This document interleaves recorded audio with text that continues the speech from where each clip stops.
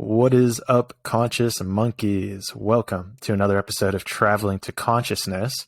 I'm your host, Clayton Cuteri. Today, we have the founder of Conscious Technologies LLC, another conscious individual, whose mission is to bring forth technologies that support the harmony of mankind and the world at large. He has invented EMF harmonizing units for your phone, your keychains, laptops, and even a unit that will harmonize your entire house. And this was blowing me away when I was kind of reading this on the website, which, it even says their whole goal is to harmonize the EMF signal. They don't want to block it out, and they're changing the spin field. And I have like what would you call it? Probably a college education of physics. So we'll try to break it down for anyone who's like, what the hell do any of those words mean? Because I'm a little lost myself. He has also created a meditation map, which helps you elevate your frequency, reduce stress, emotional blocks. And if this doesn't sound wild enough, he's alluded to using the astral realm, such as like astral projection, lucid dreaming, to actually help create these inventions. So guys, buckle up. This is going to be a wild one. And after you adjust your seatbelts, conscious monkeys, welcome to the show, Ross Newkirk. Oh, I messed it up. Ross Newkirk. So Ross, thanks for being here. Yeah, I'm so glad to be here, Clayton. I appreciate the invite. Yeah, man, I'm excited. I saw you on that podcast and I was like, man, they're not asking the good questions. I was like, come on, we got to get to the meat of this. So what, I guess, I don't even really know where to start here. Do we start with trying to understand what EMF signals are? Because that's probably something that we're all exposed to on the physical level. So if I'm 5 years old, how would you explain EMF signals to me? So an EMF signal stands for electromagnetic frequency. And a lot of people, when they hear EMF, they think of bad, it's really bad. But our hearts give off EMF. There's lots of things that give off an electromagnetic frequency. It's just whether it is in alignment with the biology or not. And a lot of synthetic man-made EMF is not in line with biology. And it, in fact, gives off a torsion field or an information field that is negatively polarized, meaning it's not in alignment with biology. And it actually has a left-handed torsion field or information field. And our hearts give off EMF, but our hearts and life in general gives off a right-handed torsion or information field. So we're able to use information field technology to actually change that information component to man-made EMF to make it in harmony, because you can't block the signal from your cell phone or your laptop or your dirty electric. You can, in some cases, mitigate some of that, especially with dirty electric. But with your cell phone, for instance, if you block the signal, like some of the technologies claim to do, then your phone's not going to work. So if your phone's not working, yes, you were able to block the signal. But how useful is that if you have a device where you can't actually use your phone? So if your phone's able to communicate with the tower, by definition, you haven't blocked it. Now, a lot of people have different shields where they put a shield on one side of their cell phone that's up against their body. It sounds great. But if you're walking and the cell phone tower is to your left and your phone is on your right-hand side, the way these frequencies work is they go in a straight line. So they don't somehow go around you because of the shield and connect with the cell phone tower. And in some cases, they're not helpful at all because your cell phone is amping up and boosting its signal. We've all experienced that when we're driving through the mountains, especially, many years ago when there weren't as many cell phone towers. Your cell phone's actually boosting up its signal in order to connect to these towers. But we found a way. I worked with my father, Marc Newkirk, who was a materials engineer and a world-class scientist. And he ended up working with some cutting-edge scientists that were from the former Soviet Union. And I know there's a bad rap over there right now, but there's a lot of beautiful people in every country. And these scientists had studied information fields and they had actually gotten they got $500 million, $500 million from the government to study these information fields. So they're obviously real for someone to continue funding, this, with $500 million.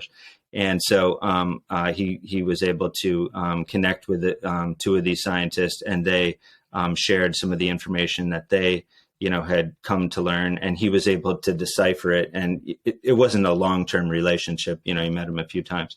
And then out of that, he started downloading ideas, and I don't want to jump ahead of us, but in order to help create other technologies that came through. So that's sort of what an EMF is, and so forth. Cool. Yeah, let's not get too far down yet, because it sounded to me that the key to this is you were saying there's a left-handed field that's produced by your phone, but yet were you saying that humans produce a right-handed field? Yeah. What is that? Is that like the way that the electrical signals are being like radiating off of us, or? Yeah, it's a little hard to wrap our minds around and understand, but it's a waveform that's being given off, and if they aren't in sync and in harmony, there's sort of a battle that's going on within the man-made EMF and the body. And they've done tests and studies on rats, using electromagnetic frequencies, and seeing how hatch rates of chickens, where they take, a certain amount of eggs and they put a cell phone, next to these eggs, and the hatch rate is drastically reduced versus, a group of chicken eggs that didn't have a cell phone. And then they also did it with shungite, which, we use a lot of shungite in our products. And shungite is a amazing, some call it a mineral. It looks like a mineral. It's a black rock, and it comes in different forms and different grades. It's only found on one place on the whole planet. The best interpretation of what shungite is, that I've heard, that I resonate more with, is that it was some kind of meteorite that had hit. It's a huge mineral deposit actually in Russia. And they use this, and the Russians have done a lot of studies with electromagnetic frequencies and this mineral called shungite. And they found that it has this composition that is able to transmute and change frequencies, man-made frequencies, specific EMFs. And it has some pretty remarkable, qualities, and people are using this stone also for water purification, late stage air purification. A lot of, healers and meditators use, this mineral as well. But the deposit, they make it sound like it's extremely rare. It's rare in that it's only found in one place on Earth. But the deposit, I calculated, a while back, is about like 2.5 times the size of Rhode Island. So oh, wow. It's a big deposit. And so this was a meteor that hit into Russia. How long ago would that have happened? I think millions of years ago, okay. A long, long time ago. And so it's under the soil, and they dig it up, and it's sort of this gray, like, charcoalish looking rock, grayish black. And you hold it and you get black all over your hands. And then they have about, I think it's 1% of the elite shungite, or the shungite is called elite shungite. And that looks like, actually looks like coal, shiny, bright. And the other looks like charcoal from like your charcoal grill or something. And the elite looks like shiny, coal, and it's very lightweight. It's very brittle. It's hard to carve and so forth.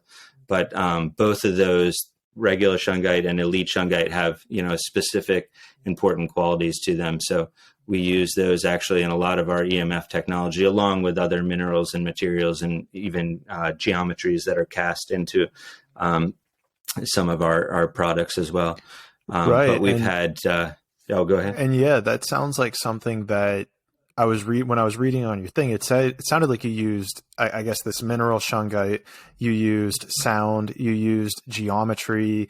You used like a bunch of different. It seemed like layers in order to, produce, I guess, these EMF harmonizing units. So, what ratio goes into all these things? Because like, I think the one for the house seemed like it had like a sound in it or a subwoofer, but then you had EMF harmonizers for your phone, which just seemed like a very thin, plastic thing that you just put on your phone.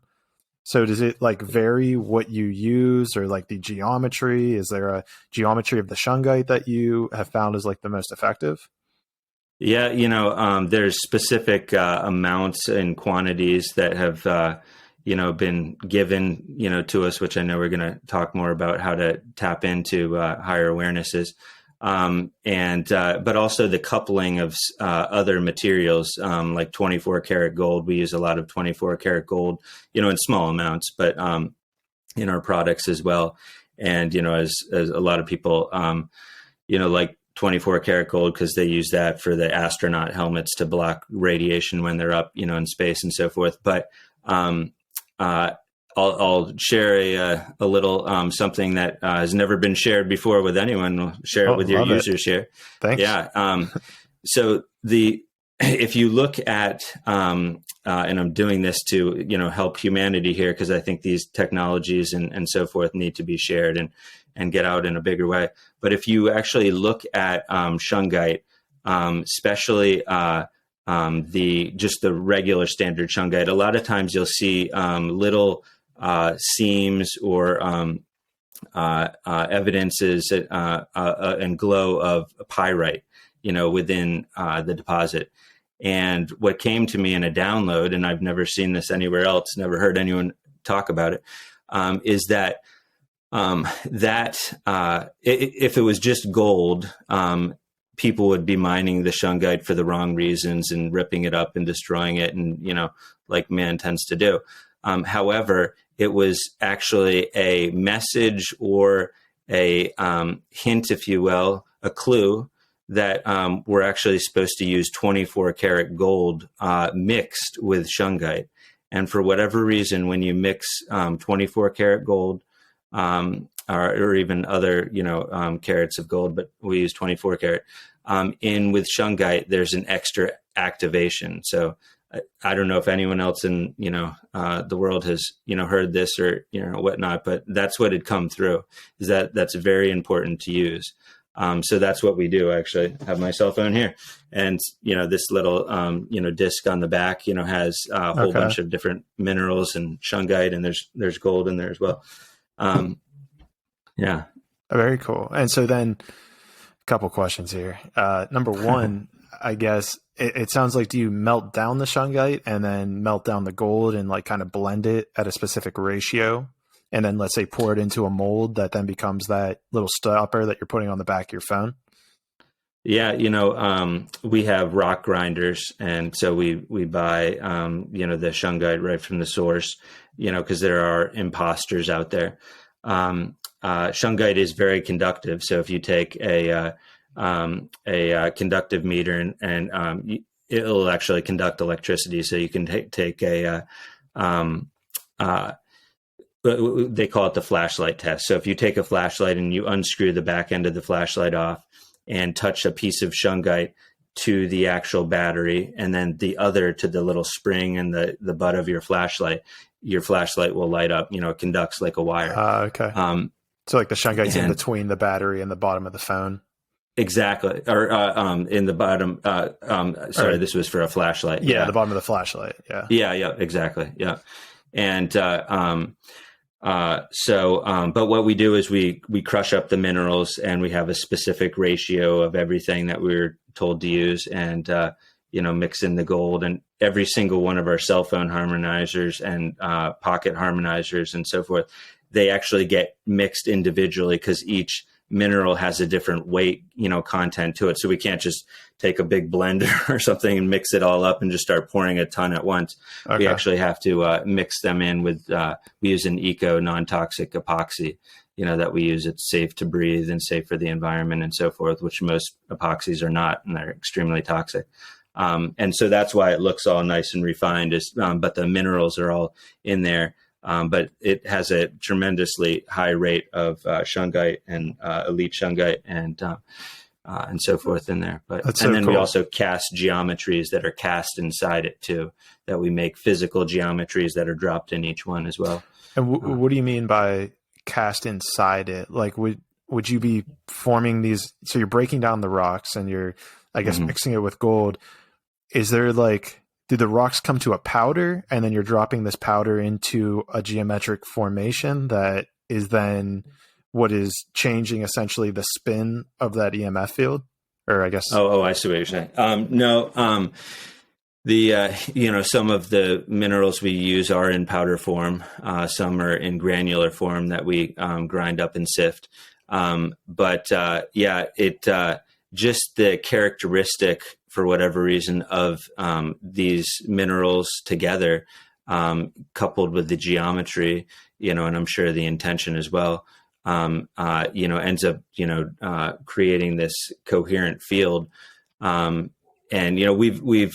We've tested, a lot of people are like, oh, well, how do you know it works and so forth? Well, we've tested it using kinesiology, which isn't an extremely well accepted method, but it is definitely accurate and works.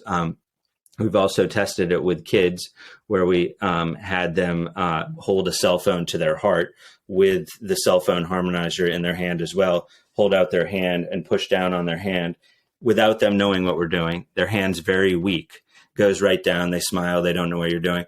Without the cell phone harmonizer.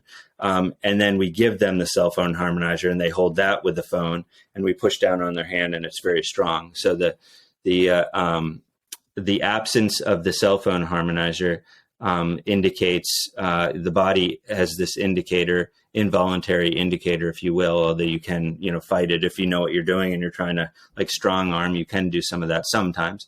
But it indicates, what is good for your body and what is not. So that's, one, method that we've used for testing. We've also tested it with hypersensitive EMF individuals that can't even use a phone. They can't use their laptop computer.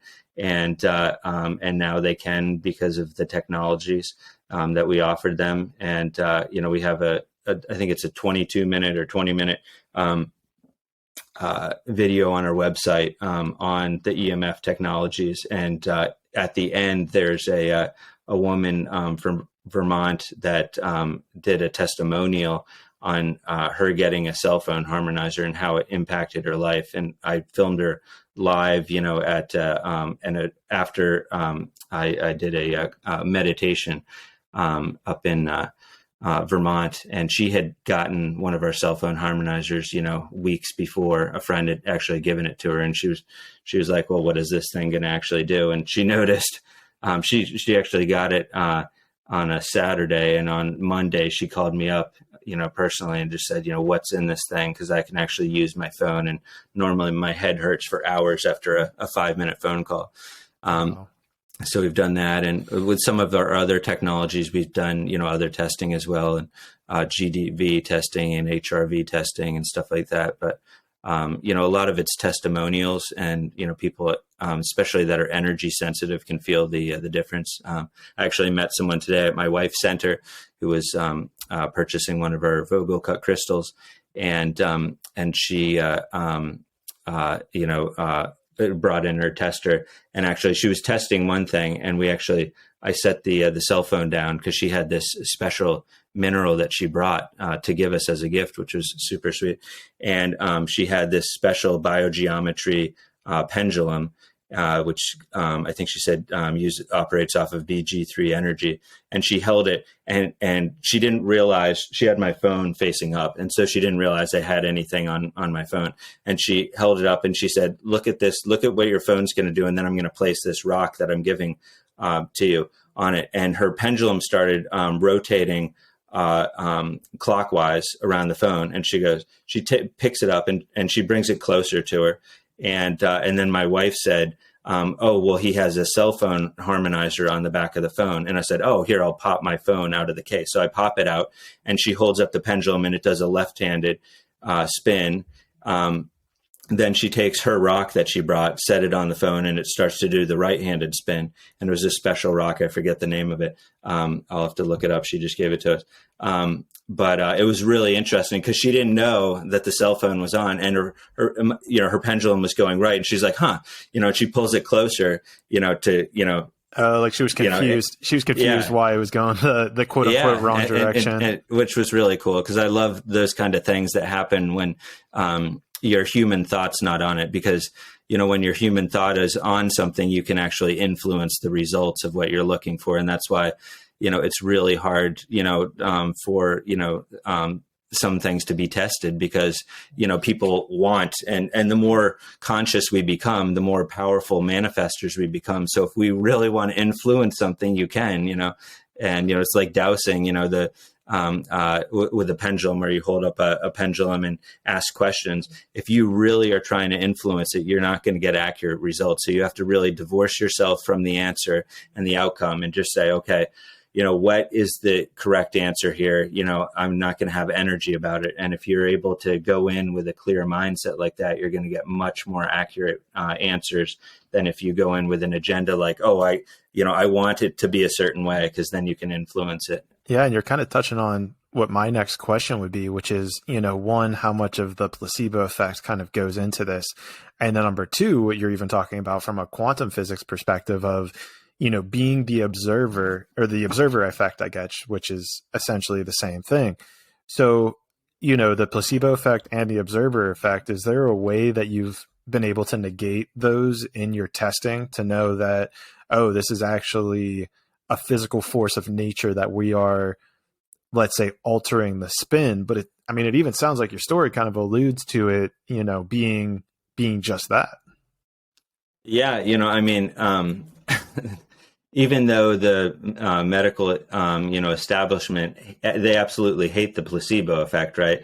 It's an amazing phenomena when you really think about it, because it shows how powerful the human mind is, and that's, something they wish they could just sweep under the table and get rid of. But, there's been lots of studies, done with sugar pills where they give, someone a sugar pill and they get better, or they do sham surgery where they just make an incision in someone's knee and they actually don't operate, stitch it back up, and the person's knee is fine now all of a sudden.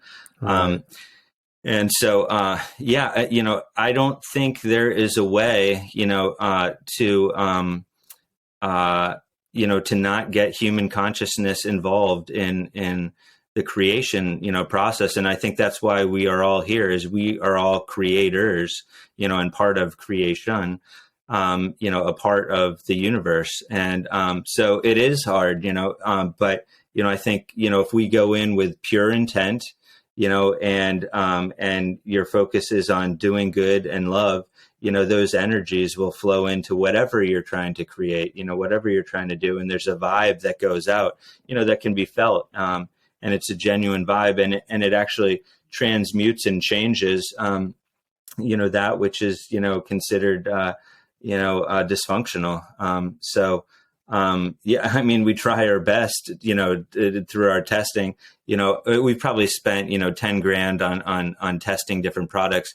And then, for the most part, what we've found is it's word of mouth. People have experiences. People come to my wife's center. They experience the quantum flow unit and the core harmonizer and our coherent meditation mat. They have an experience, and then they go share that experience with their friends. And they're going to be the most believable ones, because data can be manipulated. You can handpick it. You can, choose what you want. It's done all the time by, I'm sure the pharmaceutical companies on what they would like, and even unintentionally, because we talked about, the placebo effect too.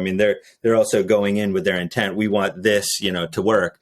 And so they're also influencing, intentionally and unintentionally, the data that they're going to get. So you can't leave consciousness out of it. And I think that's beautiful too, because it really shows, how powerful we all are. It's pretty crazy. And so it sounds like then you guys don't do a whole lot of marketing. Like, it's just because if, first of all, if this is as powerful as what we're describing it to be, it's something that should probably be installed in every single house in the world. Anyone who has technology of any sort of Wi-Fi signal, any sort of phone or laptop, you should have, all these devices. So like, what's your perception on that? Because you just see it as something that will make its way into the, let's say, mainstream over time. Like, you're just not too worried about, I guess, you start a business, you want to make money, but like, are you kind of just rolling with the flow of it, of just like, we're good monetarily and we just want people to recommend it, and as it gets out there, it'll get out there. Somebody will bring me on their podcast when it's time to talk about it. Like, what's your opinion on that? Yeah, I think I look at these all as tools, because my father used to say that the most amazing piece of technology actually exists within each one of us. And so when we come, when we incarnate on this planet, we sort of check our memory at the door, and we don't realize how amazing we are. And one of my friends says, only a master can hide the truth from themselves and then try to find it. And so that's sort of, wow. Where we are. So we're starting off, where we feel separate and alone, and like everything is, imposing itself on us, the radiation, the stuff that they drop off in the sky, the stuff they put in our food and so forth. And it can be very dismal to live our lives feeling like, we're just the byproduct of really incoherent, people, that are in production mode, affecting our reality and our environment. So these technologies that we create, I look at as helpful tools, in that as we raise our consciousness and awareness, hopefully we will not even need them. That's really where we'd like to go, is where you don't even need that, because you're creating your own experience, and you're creating it by being the thermostat. So when you walk into a room, don't be the thermometer. You want to be the thermostat and set that tone. And so these technologies, I find extremely helpful for, like, the cell phone thing, cell phone harmonizer. Like, when I'm using it, it no longer feels like someone's annoyingly tapping me on the shoulder. Because when I don't have it, on me, I find that there's this slight irritation, that I'm experiencing.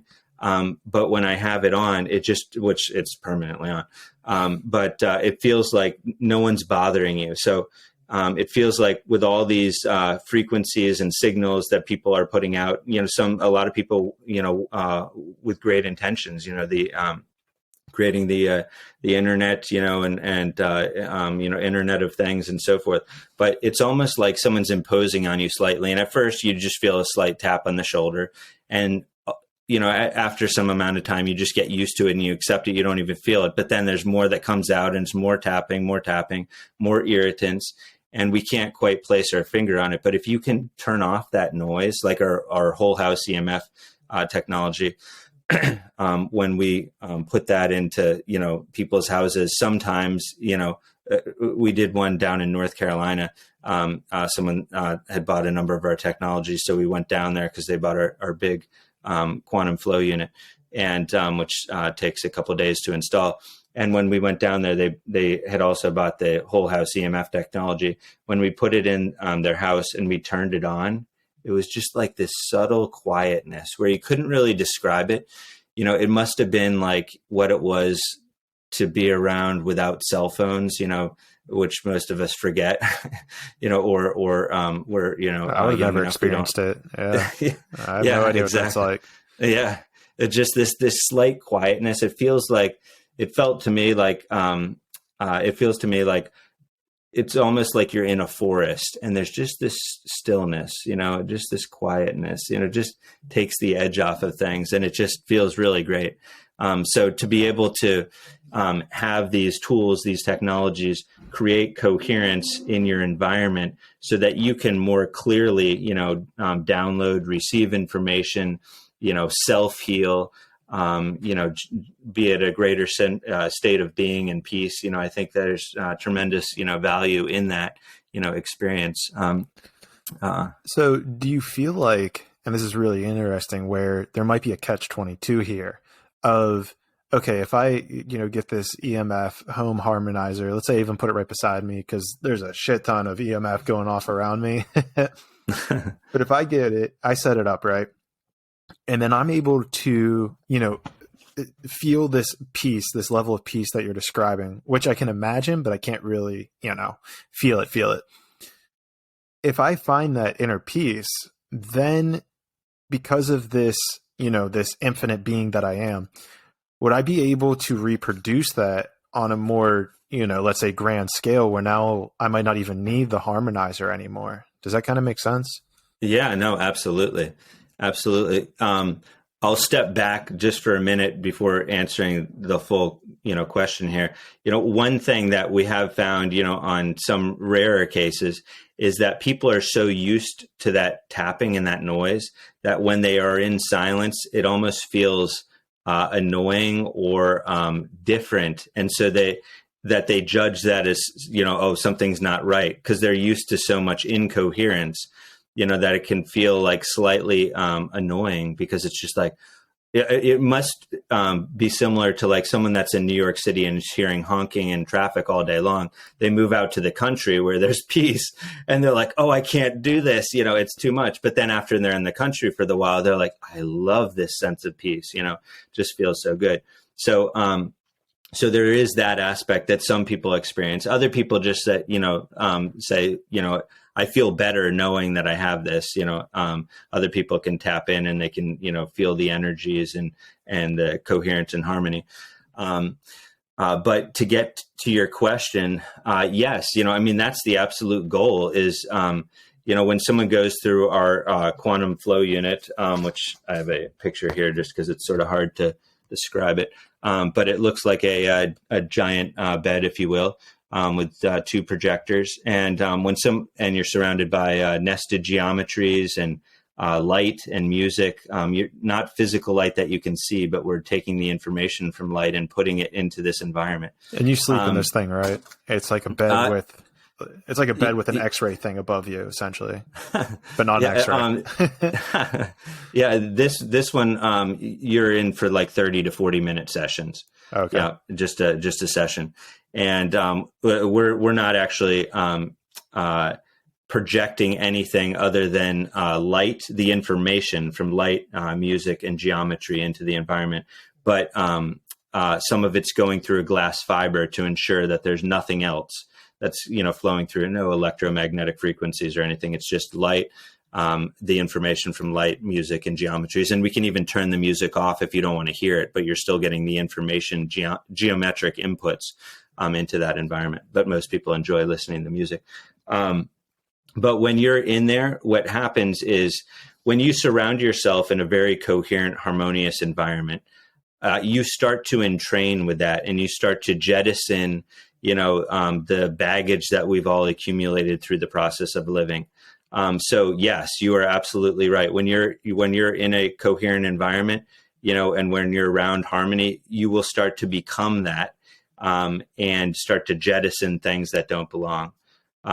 So, that's the goal. Like when people go out in nature, and you sit under a tree and you're not on your cell phone and you're barefoot, you just start to feel better. You start to connect with this coherent information field. Nature is a coherent information field that nature is offering up through its, geometries in the leaves, the bark, the cells, all the earth inputs, the microbial, growth throughout all the soil that's interconnecting all life on the planet together in this beautiful symbiotic way.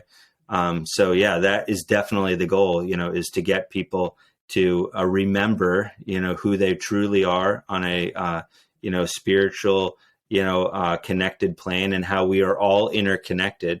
And that's why, especially at this time, I know I've talked, with a lot of people about this, that the time in which manifestation and thought is really becoming more and more aligned, and the time gap is closing, where if you have a negative thought, someone's going to be honking at you. A couple minutes later, you're in your car, and all of a sudden you have a negative thought about something. Someone's honking at you. You have a positive thought about like, wow, wouldn't this be great? And then you're driving down the road, and someone's giving it away for free, or there's it's more instantaneous. More instantaneous. It's just beautiful to see and really celebrate that. And also claim too, because a lot of people are like, oh, geez, I have so many negative thoughts, and we all do. I do too.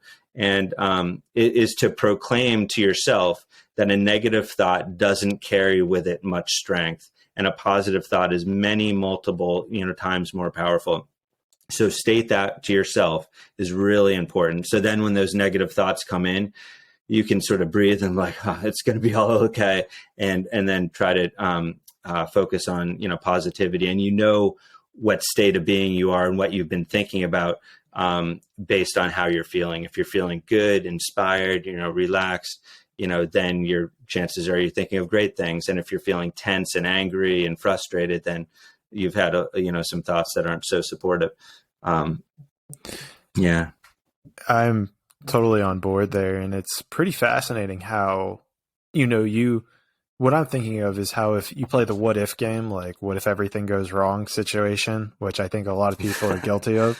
Yeah. It's amazing how few of those, or literally almost none of them, ever even come true. It might be like 2 to 5% of those come true in some sort of way. And it's not even going to be to the extent that which you were thinking, and which goes to your point. You can play it with your own life. Like think about, the worst case scenario of the things that you've been thinking of. And it's like, none of those have even occurred yet. We still have this propensity to think in terms of, well, what if this, what if that, what if I don't have enough? What if I'm in lack? And it's like, it almost never comes to the extent that we think it coming to in those regards. Yeah, no, you're absolutely right. I think that's beautifully stated and said. I think a lot of these, our fears, are, they don't come true. It's just, they're basically different perspectives being offered up. And if you really focus, pour your amazing manifestation ability and creative power, which we all have, to it, you can manifest them. There's, horrors going on, in the world all over, and you can experience those if you want to. You can be a part of them. You can make them real, really part of your life if you want, or you can, detach from them and send love and light. And you sending that love and light and coherence is actually part of the solution for whatever others are experiencing, that would not be deemed as something favorable at all. And so a lot of people feel like somehow they have to feel bad, and somehow feeling bad or guilty somehow makes some kind of a difference. It doesn't. It's the same frequency band, unfortunately. I used to do that, too. And, but if you focus on, love, I saw a Facebook post the other day, someone said there was a picture of a family walking, all holding hands, the mom, dad, and 2 kids. And it said, if you want to change the world, start at home. And that's so true, because a lot of times people are like so angry with what's going out there, on out there, and feeling like they wish they could make a difference. Yet they're sort of doing the same thing at home. They aren't present for their kids. They're not, loving. They aren't, they aren't patient, all that kind of stuff. And it really does start at home. And, home is sort of the center, right? And we all have different versions of home. And so, we just have to make the best of whatever version we have is. And maybe you don't have a home, and that's okay too. But there's examples of motherly and fatherly and brotherly and sisterly qualities all around us, and I think that's one of the things that I learned, the past few years, because, I had, my mom passed on unexpectedly, like just a light switch, flipped when she was in Paris, France, on an amazing trip with my sister and her family, in the hotel room. And then, and she was one of my best friends, and we had this amazing connection. And then so that really shifted my whole life in terms of what direction and so forth. Because I asked the big questions of like, gosh, if I left tomorrow, would I be happy with what I did? And the answer was absolutely not. And so I was like, gosh, you better get on the right train. You better start, making decisions and living the life you really want to live. And then my dad, he left the planet about 3 years ago, and he was another one of my best friends. We worked together all the time, and same thing, bam, like that, in his shop. And, I really feel like both of them were called, to do other work, because they were both healthy people. They were both beautiful people. But after that happened, I had this sort of hollowness of like, well, geez, I don't have a mom and dad, but there are motherly qualities, in people all around, so I could feel that, there's fatherly qualities. And it's like, my family really feels like it continues to grow rather than shrink. I love that. Yeah, I'm so grateful for that. No matter where we are in our lives, what we're seeking exists, and it exists all around us, and we just have to be open to it, and just, be a part of it. And so, when people are feeling down and they're feeling alone, there's other people like that around you, that, need to feel that sense of love. And it's like, when you meet someone with love, even if they're expressing anger, they'll either be transformed or they'll be transferred. And, it's like a light switch. And I heard a testimonial of this this woman. I'll share with you that was really interesting. I had gone to listen to a lecture many, many years ago, and this lady was from down south, and she had been reading about love and kindness and joy, and that's what we should be expressing. And this was a sort of a new train of thought for her. And she was a African American woman, and she was had experienced racial horrors of her time. And she was parked somewhere, and she was coming out of this building, and she was going to her car, and this guy was trying to park, and I guess her car was somewhat in his spot that he wanted to park in. And he looks at her and he goes, "Is this your wreck?" And she looked at him, and then all of a sudden he started using racial slurs and all this other kind of stuff. And she looked at him, and she just thought to herself, gosh, all this stuff that I've been reading about it, expressing love, joy, kindness, maybe this is when I use it, right? Yeah. Here's someone really asking, they're demonstrating they're lacking something in their life, right? But it's easy to then throw that negativity back. So it was really cute and funny. She said, I sized him up and realized if it didn't work, I could take him. And so she goes over, and she said, "I am so sorry." And she just, spoke, thoughts of kindness towards him. And his contorted face uncontorted, and he looked at her, and he just started to weep. And he was totally transformed, and he started to apologize. And there was just this huge healing between, these two people, that had come from, two different areas, and, had, two different upbringings. And, here was this release. And, I did that with someone on the phone the other day. They had called up, and something had happened, and they felt like it was not a good thing, and that I wouldn't be happy or something. And I just said, it's all okay. I love you. It's just a learning experience. And the person, emotionally released on the phone and just, thanked me and then hung up. And it's just like, it's really that simple. Being kind, being loving, it feels, can feel so foreign, but when we express that, it's like, it is the strongest, force in the universe. It really is. It provides the protection, that we need. It provides the knowledge and understanding, the healing potentials. There's an answer to every single problem. It exists. There's an answer, and it's just which frequency band are we on? I'm right there with you. It's reminding me of a picture that I've seen online a couple times where it's like, it might be 3 or 4 pictures in a row, but the first picture is of a guy, and he's like super angry. And then the next picture, it kind of shows like a layer of his face is removed, and under it is a face that's crying.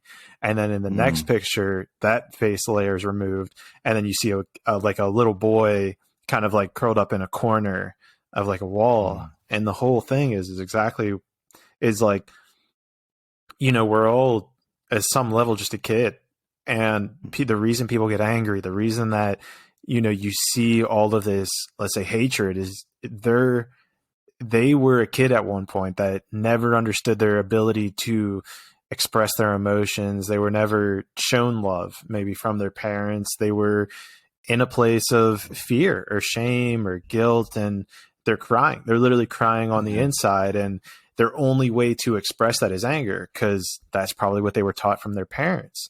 And so when you sit there and spread that love, you spread that, listen, like, it's all going to be okay energy, they have no choice to continue to be angry. Like, it's not, they're either going to leave because they don't know how to confront it, or they're going to, like you said, just emotionally break down, and, you know, it's going to heal you and them at the same time. Yeah. Yeah. No, that's so powerful. Yeah. You're so right. Yeah. You know, we all have a child inside. I think one of the biggest things that I learned when I grew up was, when we're little, we think that all adults get it, right? We think like there's this authoritative figure, you know, that listen to them, they get it, and they have all the worldly experience. Then you become an adult and you realize we're all just bigger kids, you know, we're all just bigger kids, you know, there's a Rick and Morty quote. It's like, we're just kids having kids. And yeah, that really hit. The older I get, the more that hits home. I'm like, shit, like, and now, like, looking at my life, doing introspection and looking at my parents, I'm like, shit, I got that from you. Like, I thought you had this figured out. Like, I came into this world thinking you had it figured out, and now I'm realizing that all this shit is just a repercussion or a repetition of what you did that I learned from. And I'm like, shit. All right, so do I even have it figured out? Like, it's really interesting from those regards, you know? Yeah. Yeah. You know, the only difference that I see and have found is that, the adult kids aren't as open-minded, you know, as the youthful kids. A little bit more cemented. Yeah, exactly. Yeah, that's a great word to describe it. You know, I think if we can be our big kid, but then have the exploratory mind of a little child and openness, not feeling like we get it all and we have all the answers and what we were taught was correct, and we defend, you know, that truth, or what we feel is that truth. Because as I continue to grow, I noticed that some of the laws of the universe that we were taught are so real and so set in stone. It's not like that. I think it's as we start to raise our awareness, we realize that things become more fluid, and it's not like that's not really always the case. You know, there's exceptions, you know, with matter, you know, too, and physicality. And, you know, I've really used that a lot throughout my own life, you know, and found that it was hugely instrumental for healing. You know, when you encounter something physical, you know, some kind of injury that you experience, it feels like you're at a crossroad, and you can either turn left or right. You know, let's say left is, you know, you're going to experience the pain, the suffering, the damage. You know, right is you switch to a reality where that didn't happen to that extent or as severe, or maybe it didn't even happen at all, you know. And I think that's the key to instantaneous healings, you know, which when, you know, they seem like very rare experiences, but when we are unwilling to accept the incoherent reality of our situation and deny it, you know, we can actually shift to a different reality. And I've seen that happen. You know, I've had, you know, a number of those experiences myself. You know, you tend to really see it with small children, little kids. And if you see a 2-year-old running through the house and they trip on, you know, a dog toy and hit their head on the side of the door frame, a lot of times the first thing that the little kid will do is they'll turn and they'll look at mom. If mom's not there, they'll look at dad. How is mom, reacting to this situation? If mom is like, oh, you dear little child, and runs over, oh my gosh, that must have hurt. Oh my gosh, let's rub it. Let's put ice on it. Let's, look at it, let's all focus on it. Let's cry about it. That child will go through a much heavier degree of suffering than the mother that goes over and just as lovingly, approaches the situation, and arguably more lovingly because of the mother's awareness, but just as lovingly goes over, picks up that dear child and tries to redirect that experience and says like, oh, here, come over here, check out this toy. And, maybe just gives the gentle pat on the head or something like that. Just as much love, but a different way of understanding, the situation. And I shared this the other day with someone. I think it was 2 years ago. We live on a little pond, and we had gotten our at the time, I guess he was 6 years old, our son a kayak, just this little $100 kayak, and to sit on top one. And my wife and I kayak, and he and I were swimming, in this pond, and we were both sitting on the kayak, and his kayak is very small. So my weight is sinking this thing down. It's super small. And I slid off the back and somehow he slid off. The kayak shot up in the water, and slammed down on his head, and he was under the boat. I quickly popped out, and, removed the kayak, got him.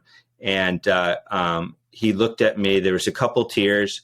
My wife was very, she was a little concerned, at the time, of the how big was the bump, that was, she could really hear, the hull, hit his head. And I just said to her, I said, it's all okay. Let's just let this go. And I took him up. I redirected the energy. He wasn't instilled with a sense of fear for swimming. He was a new swimmer. He didn't have, a fear of kayaking after that. There were very few tears shed. He was back in the water swimming with me a few minutes later. It was all beautiful and it was all okay. And, my wife was very grateful for, seeing this in action, because when these things happen, it's easier on paper to say, oh, this is what I would do. But then you see it and it looks so real. It feels so personal. And one of the other things that I had to do, which was a big one, was forgive myself. I had to forgive myself right then and there, because if I didn't, I was holding to a reality in which I injured my son. And so it's some people say, well, isn't that just denying, something? It isn't. It's denying a reality that I would want for my son that wouldn't be harmonious. And my love for my son, just like the love for the Creator towards each one of us, is so strong that we want to dismiss anything, that would try to color the situation negatively. Well, then you would feel guilty too. And then you're now acting towards your son with the energy of guilt, which is a much lower vibration than love. And he's going to feel that. So now you know what I mean? Like, if you feel guilty that you did this to your son, you're going to be like, I don't know exactly how that would manifest, but you'd be acting through the energy of guilt. You're no longer going to be in this compassion or love or, let me support my son in the best way I can, because you're now acting from that lower vibration of shame or guilt. Yeah, you're absolutely right, Clayton. That's that's exactly right. We can either be in which frequency band do we want to be in? It's hard to be in multiple at the same time, so we can either be in the frequency of guilt, the frequency of anger towards ourselves, hitting ourselves. Gosh, what a bad dad I've been, I should have been more careful, all those negative thoughts that try to enter in. Or we can push that aside and have this true compassion for the situation, and also redirect, that energy, that is trying to present itself.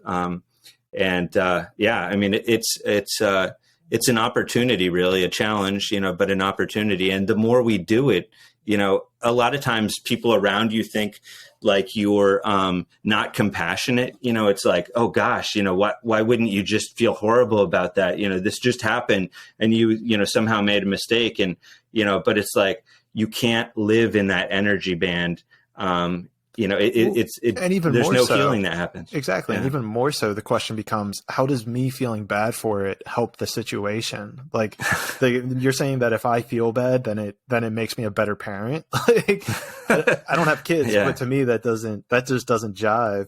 And what this is reminding me of, I've talked about this on podcast episodes before, is the idea of, I came to this the first time I was exposed to it with people who like walk on coals or like walk on really hot coals. Yeah. It's like they get into the super meditative state. I'm assuming now, looking back on it, probably from like the energy frequency of love and light, and they'll walk across these coals and get to the other side unhithered. There will be no burns on them, all this stuff. And for the longest time, that perplexed me, especially coming from an engineering background. I'm like, all right, this doesn't make sense. Like, what type of voodoo witchcraft are they doing here? Well, through this whole spiritual enlightenment thing, I'm now at this point of just letting that energy flow through you, especially if it's some negative energy that's like guilt or shame. It's like, just let that flow through you. You don't need to attach to it.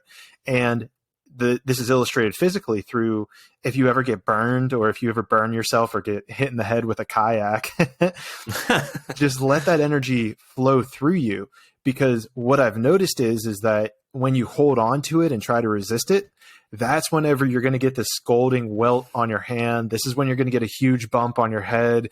This is when, maybe there would be head trauma in those cases. But if you hold it in this, like, okay, just feel that energy, let it flow through you, and then you're fine seconds later, because you're not impeding the movement of energy. You're letting it just flow through you.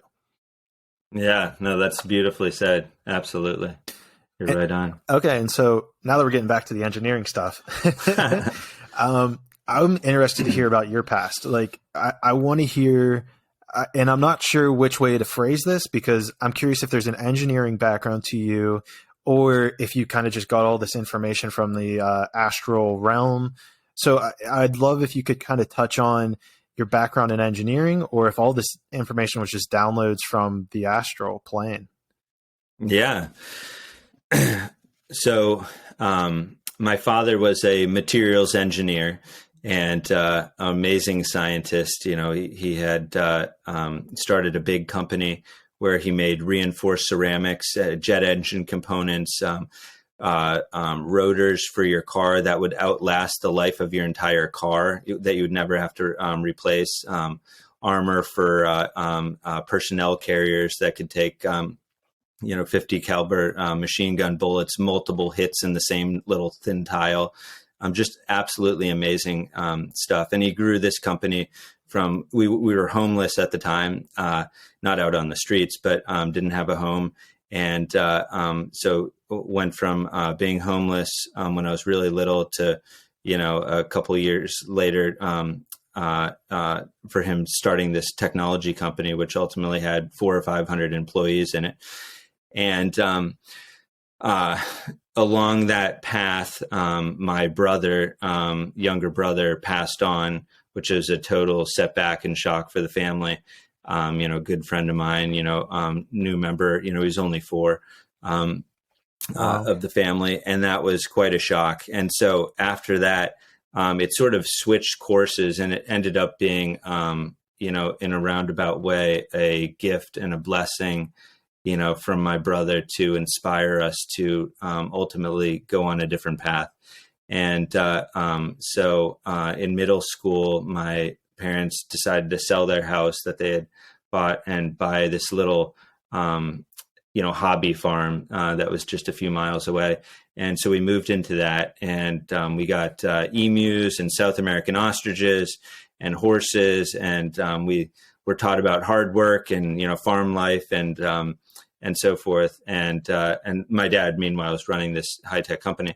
But in all that, probably the biggest transformational blessing for me was my dad got took our 2-car garage and made it into a machine shop. And he taught me how to weld and to use some woodworking tools and lathes and milling machines and so forth.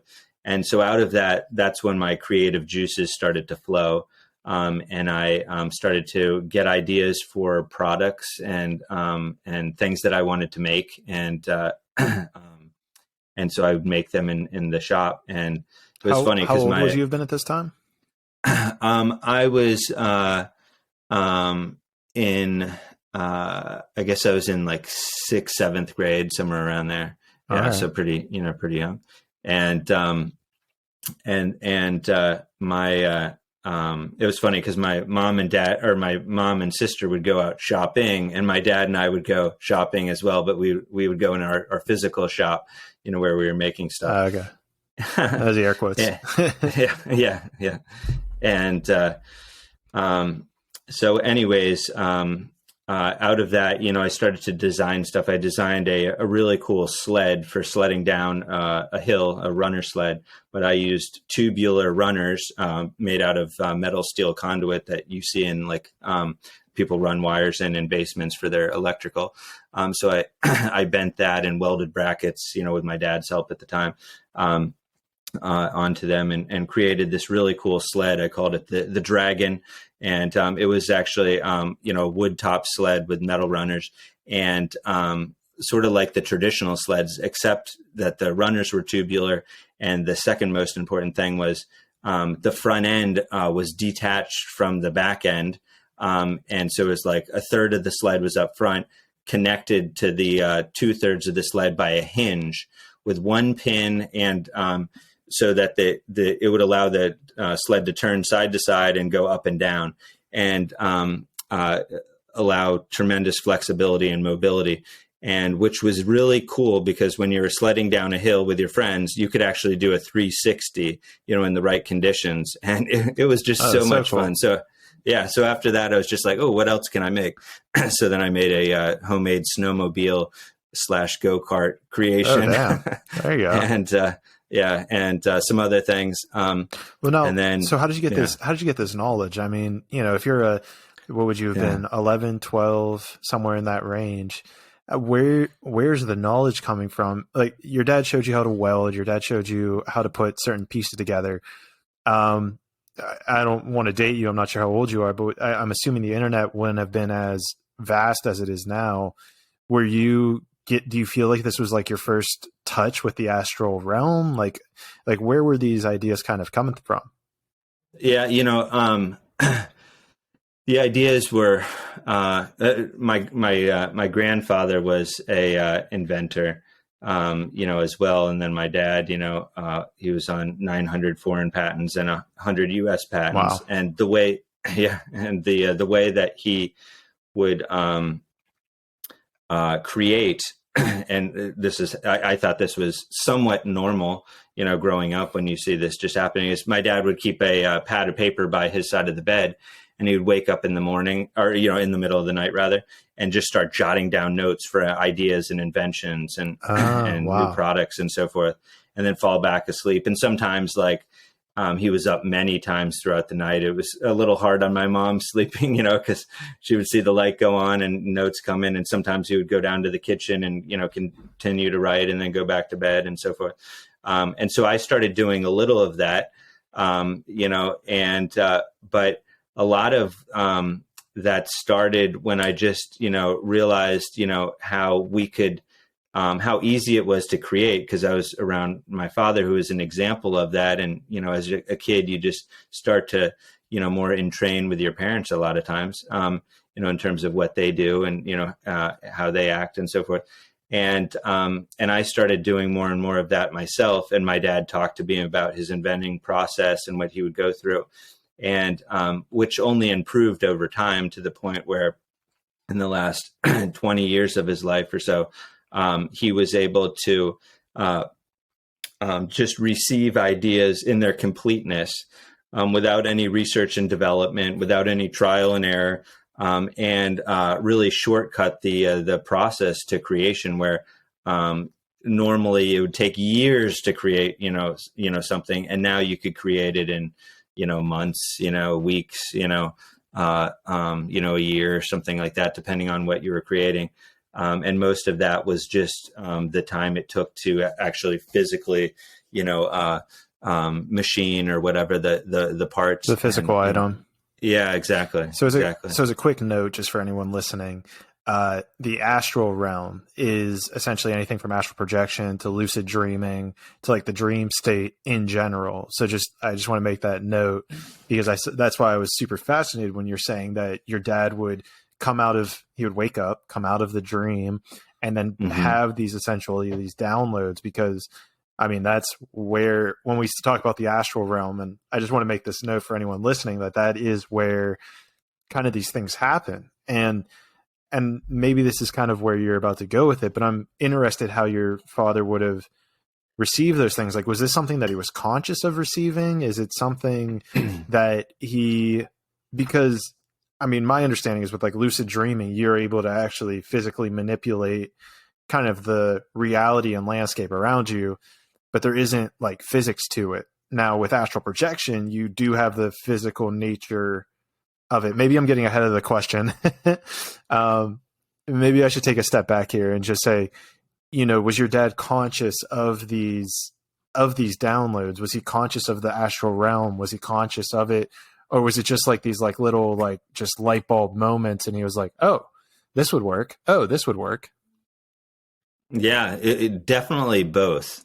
Sometimes the way we create would be we would receive information, on a, technology or a product or something. But there would be elements of it missing. But then throughout the day, it would pop in, like, even without thinking about it, like, this is what you need to do. Here, you need to have this, specific part. It needs to rotate this way, or it needs to, have this component to it. And being, my dad was a materials engineer and worked in labs and started multiple companies, even when he was really young.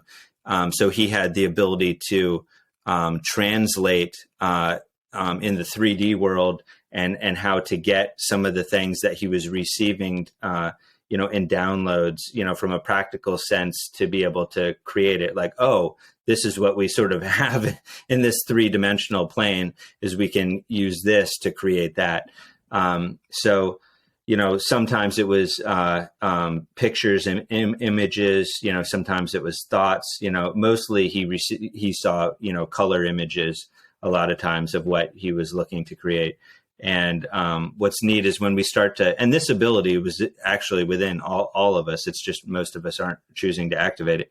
But you can start to overlay on this reality. Like, I can be talking to you and I can picture almost like a 3D model of whatever I'm, looking to create in front of me and talking to you. It's not as clear, and at least in my case, it's not as clear. And it's sort of like a rough form, if you will, but I can rotate it around in my mind's eye, especially if I just like stop and meditate, on it, and just, quiet my own thought and just become more of an observer. That's when, the models and stuff can, come more easily and readily. You can have your eyes open, closed, doesn't matter. And the information, the materials, what to make it out of, will come. And sometimes it's, as you're building it, sometimes it's in synchronicity, like, oh my gosh, I'm supposed to use acetal plate or nylon or aluminum or copper or whatever, in this, in this manner. And my dad, would be like, oh, well, the reason why we had to use copper is because of the heat transfer of this or that or whatever. So he had the ability to translate like why the information was coming through in a certain way and make sense of it. Like, that makes perfect sense when you look at it, at this way. So that's sort of how we create. I started off by creating a company that made Jeep and off-road accessories, because I had a Jeep Wrangler. I love to off-road, and I just love the idea of Jeeps and their freedom and so forth. Now I don't have a Jeep. So I would find issues with the Jeep Wrangler that I wished, were different. And I'd be like, oh my gosh, I'll just create a product around that. And so we ended up I formed a company, and we created 49 different products for Jeep Wranglers. And Wow. we sold them to Quadratech and 4-wheel drive hardware, which were sort of like the JC Whitneys of the Jeep world catalogs. And there was around, I think it was close to a dozen catalogs carried our products, and we would manufacture them and send them to them and sell them wholesale and retail and all that kind of stuff. And it was really neat. I remember creating a couple products where the idea would come through, And at this time, I was living in Western Massachusetts, at this sort of really old, but not as beautiful as you would think, farmhouse that was sort of, structurally it had some issues. It ended up being plowed down years later, but it was a couple 100-year-old farmhouse. And my company was in the upstairs of an uninsulated barn with this wood stove that I had put in. So I would go out, in the dead of winter, and I could get the temperature up to like 45 to 50 degrees. And that's where I'd work all day long, and there'd be mice running around and so forth. But before I got my business on Main Street, downtown. Anyways, there was a couple times where an idea would come for a new product, and I'd be like, for a Jeep, and I would be like, oh my gosh, I got to make that. And I would make it, I would put it on the website. And in less, in some cases, less than 10 hours, it went from idea form to physical form to actually on the website for sale. Jeez. And, and I would make the first one, and it would, if I got multiple orders, that's when I would get into trouble because I hadn't yet stocked out, all the products. But I was a smaller, operation. So it wasn't like I had this flood of people that like you put something on and you would sell 100 things at once. It would, usually take time, but so it's not even, it was just such a fun process. It's not even like were you even looking for these problems, or you kind of just immersed yourself as this, Jeep Wrangler owner, and then things just kind of came in? Is that essentially how it played out for you? Yeah. The first product actually was, we were living in Delaware at the time, and it was for a hardtop hoist to remove the top on the back of your Jeep. And I spent, $100 on one of these systems, and I bought it. I was all excited. It came with this like super thin rope, was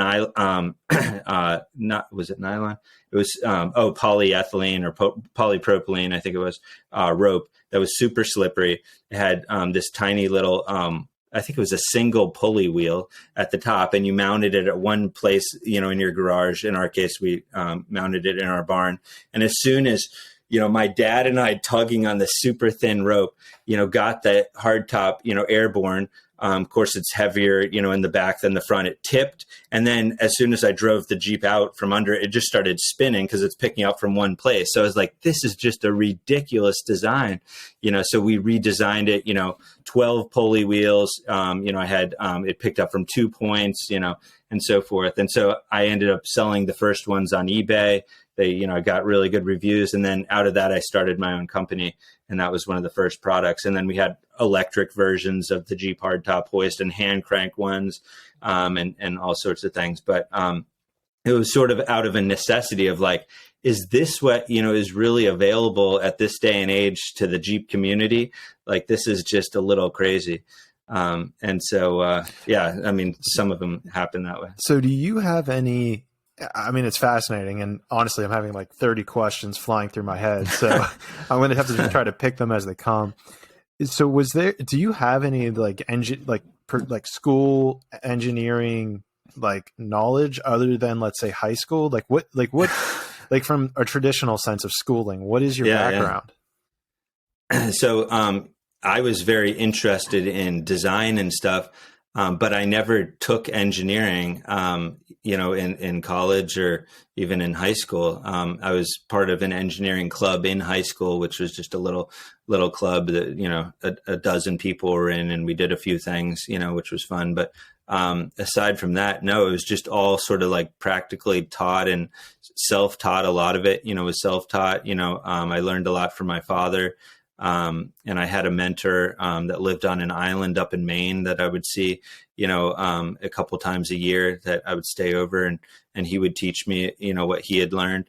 But yeah, it was, I went to Penn State and majored in ag science, and so I got an agricultural degree, and so, yeah, I don't have any engineering schooling, just, practical experience, but yeah, no, it was, it's interesting, how that manifests. Obviously, I wish, nowadays that I had gone and gotten an engineering degree and all that kind of stuff, but doesn't sound like you need it.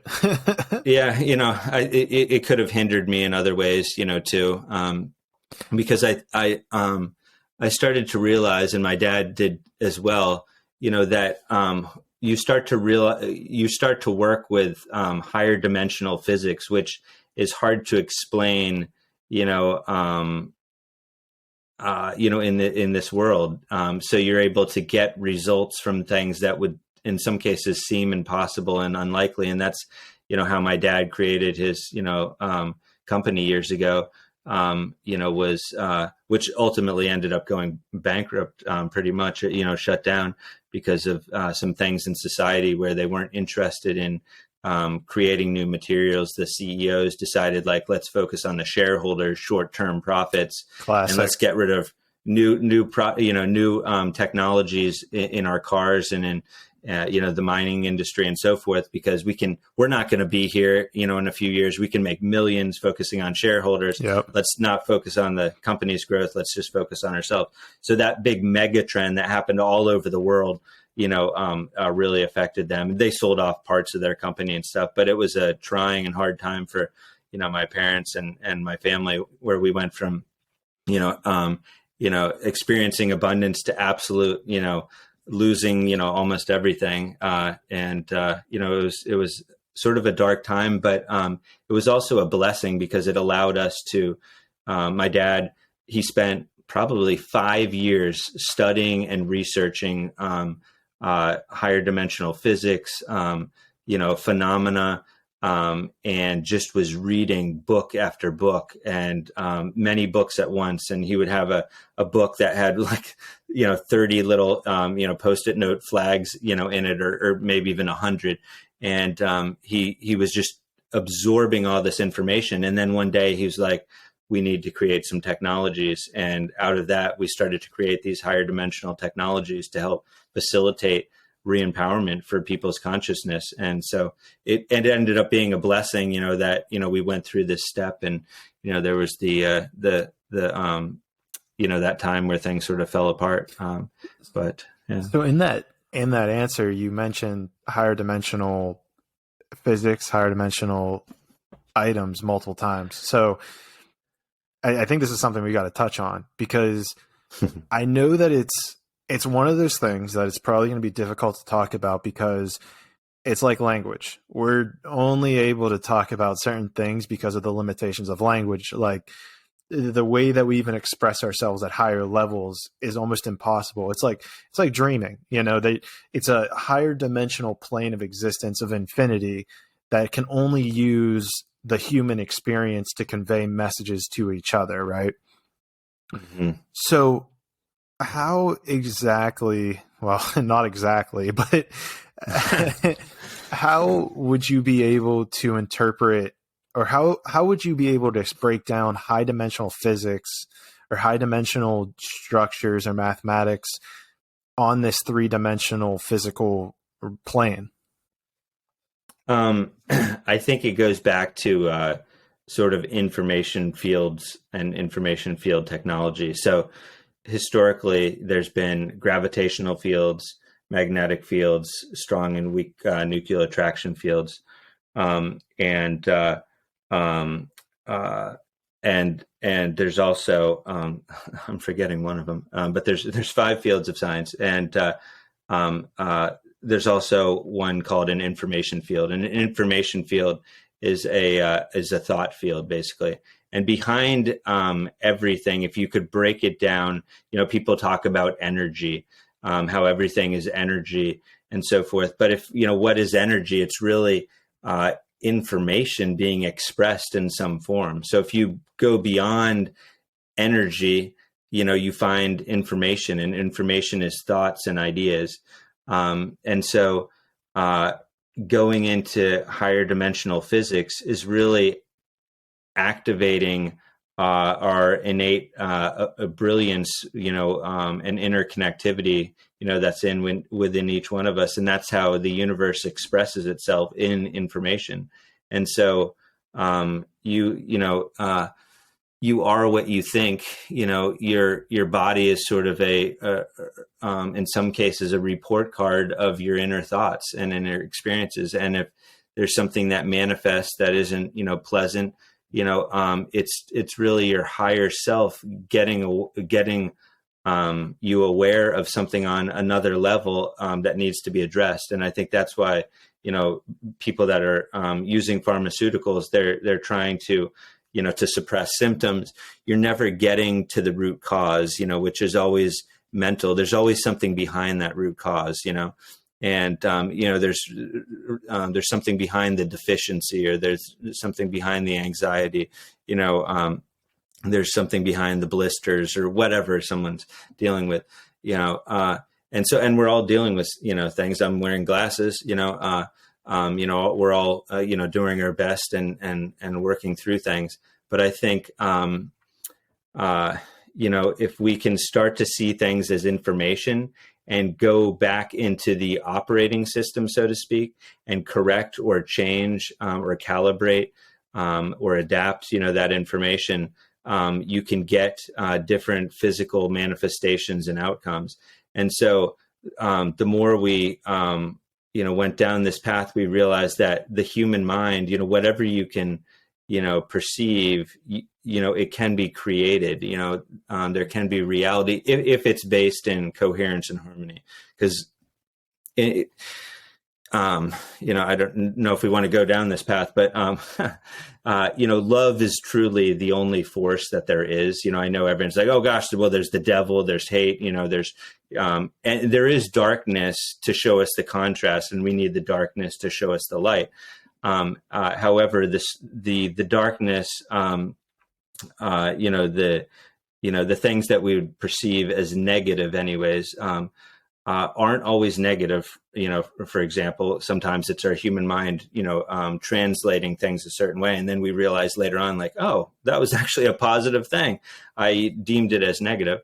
And sometimes, the negative is, just literally, an opportunity, a report card for us to realize that, something else needs to transform or change in our lives. And so higher dimensional physics, sorry for taking so long to describe it, but higher dimensional physics is really activating protocols that aren't normally in this three-dimensional realm, but do have the ability to manifest and create phenomenon, in this realm. And so my dad, he traveled to Penn State a lot, and he was invited to talk and see phenomenon. And excuse me. Oh, good. And he said one time he met this woman who was able to sprout a roasted peanut shell in her hand. And whoa.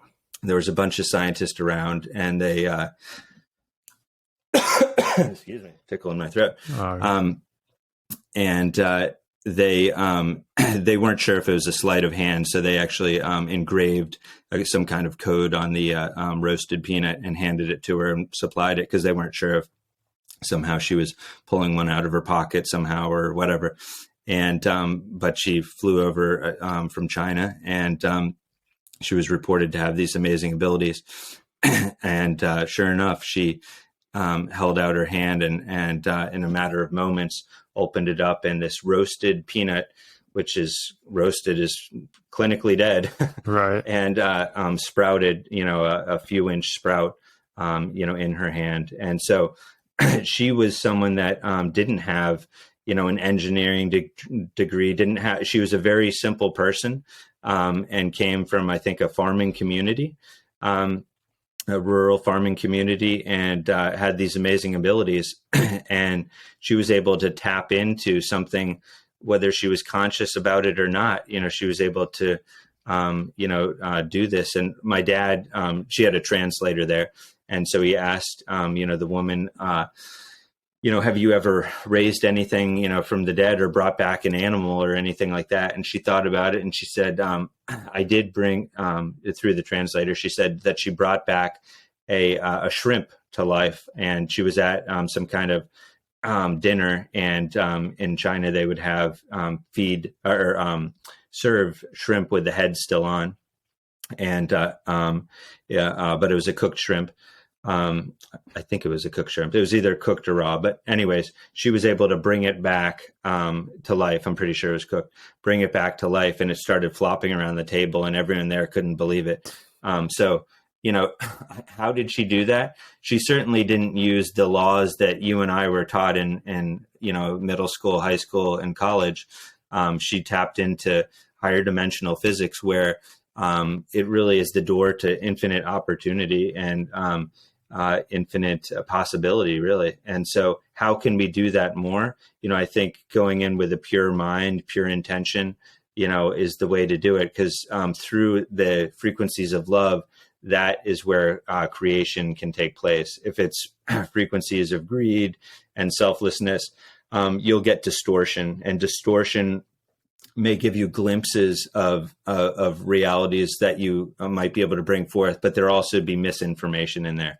And so someone that's just trying to experiment, with technologies and stuff, they're going to have to go through, research and development, all the, the protocols, and they can also create things that, and phenomena that you wouldn't even want to see, that wouldn't be helpful and supportive. So,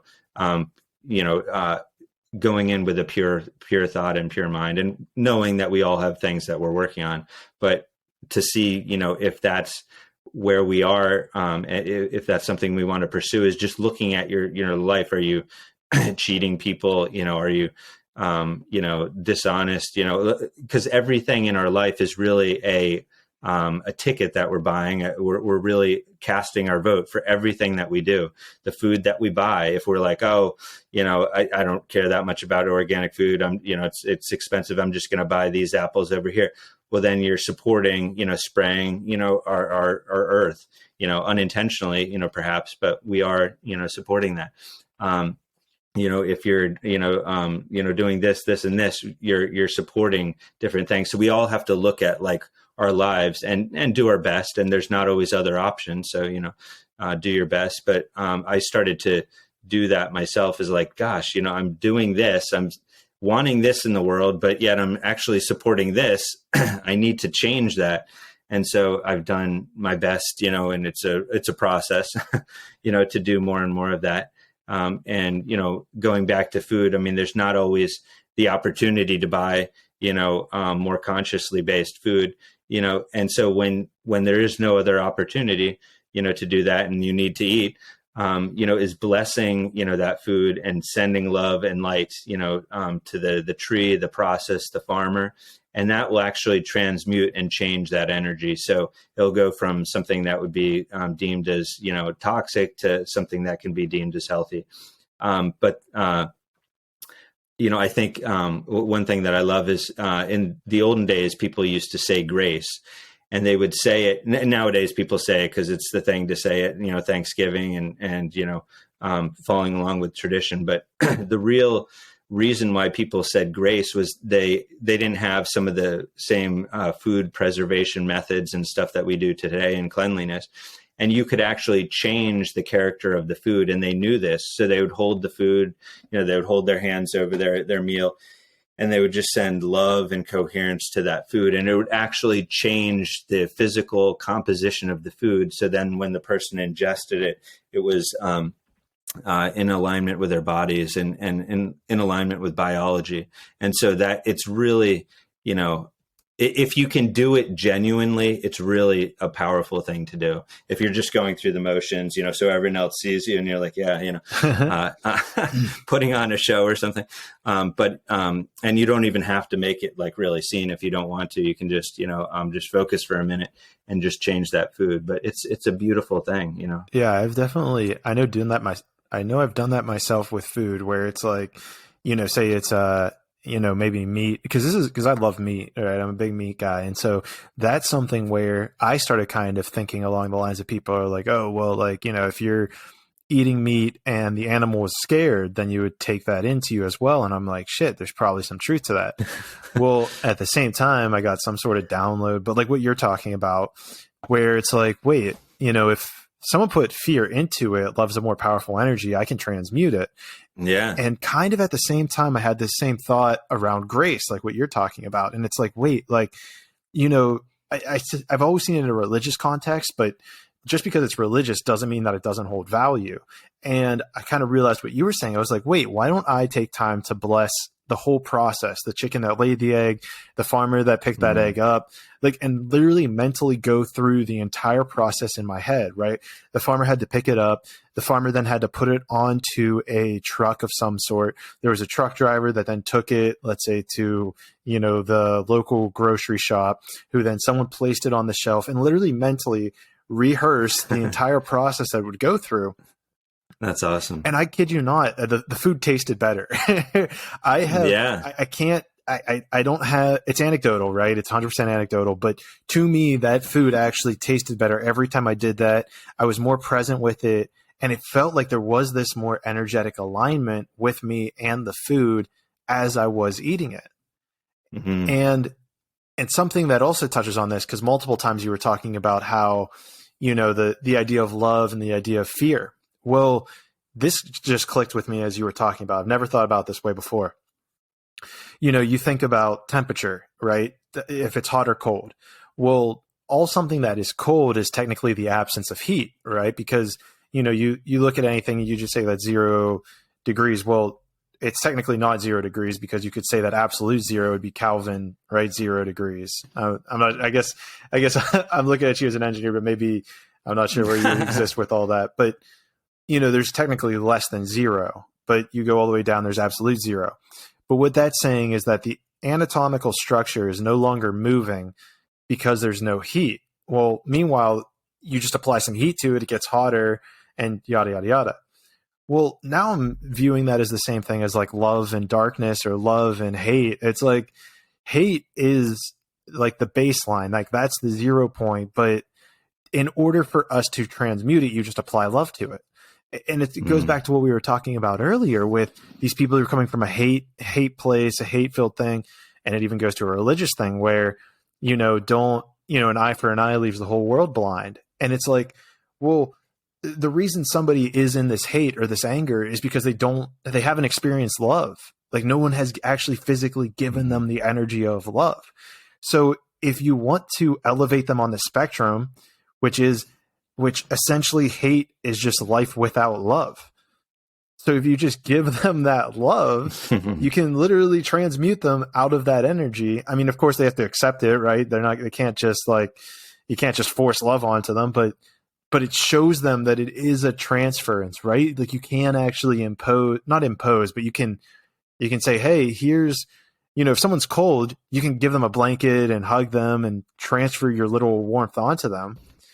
But I'm realizing now, as you were talking, it's like, holy shit, like, hate is literally just life without love.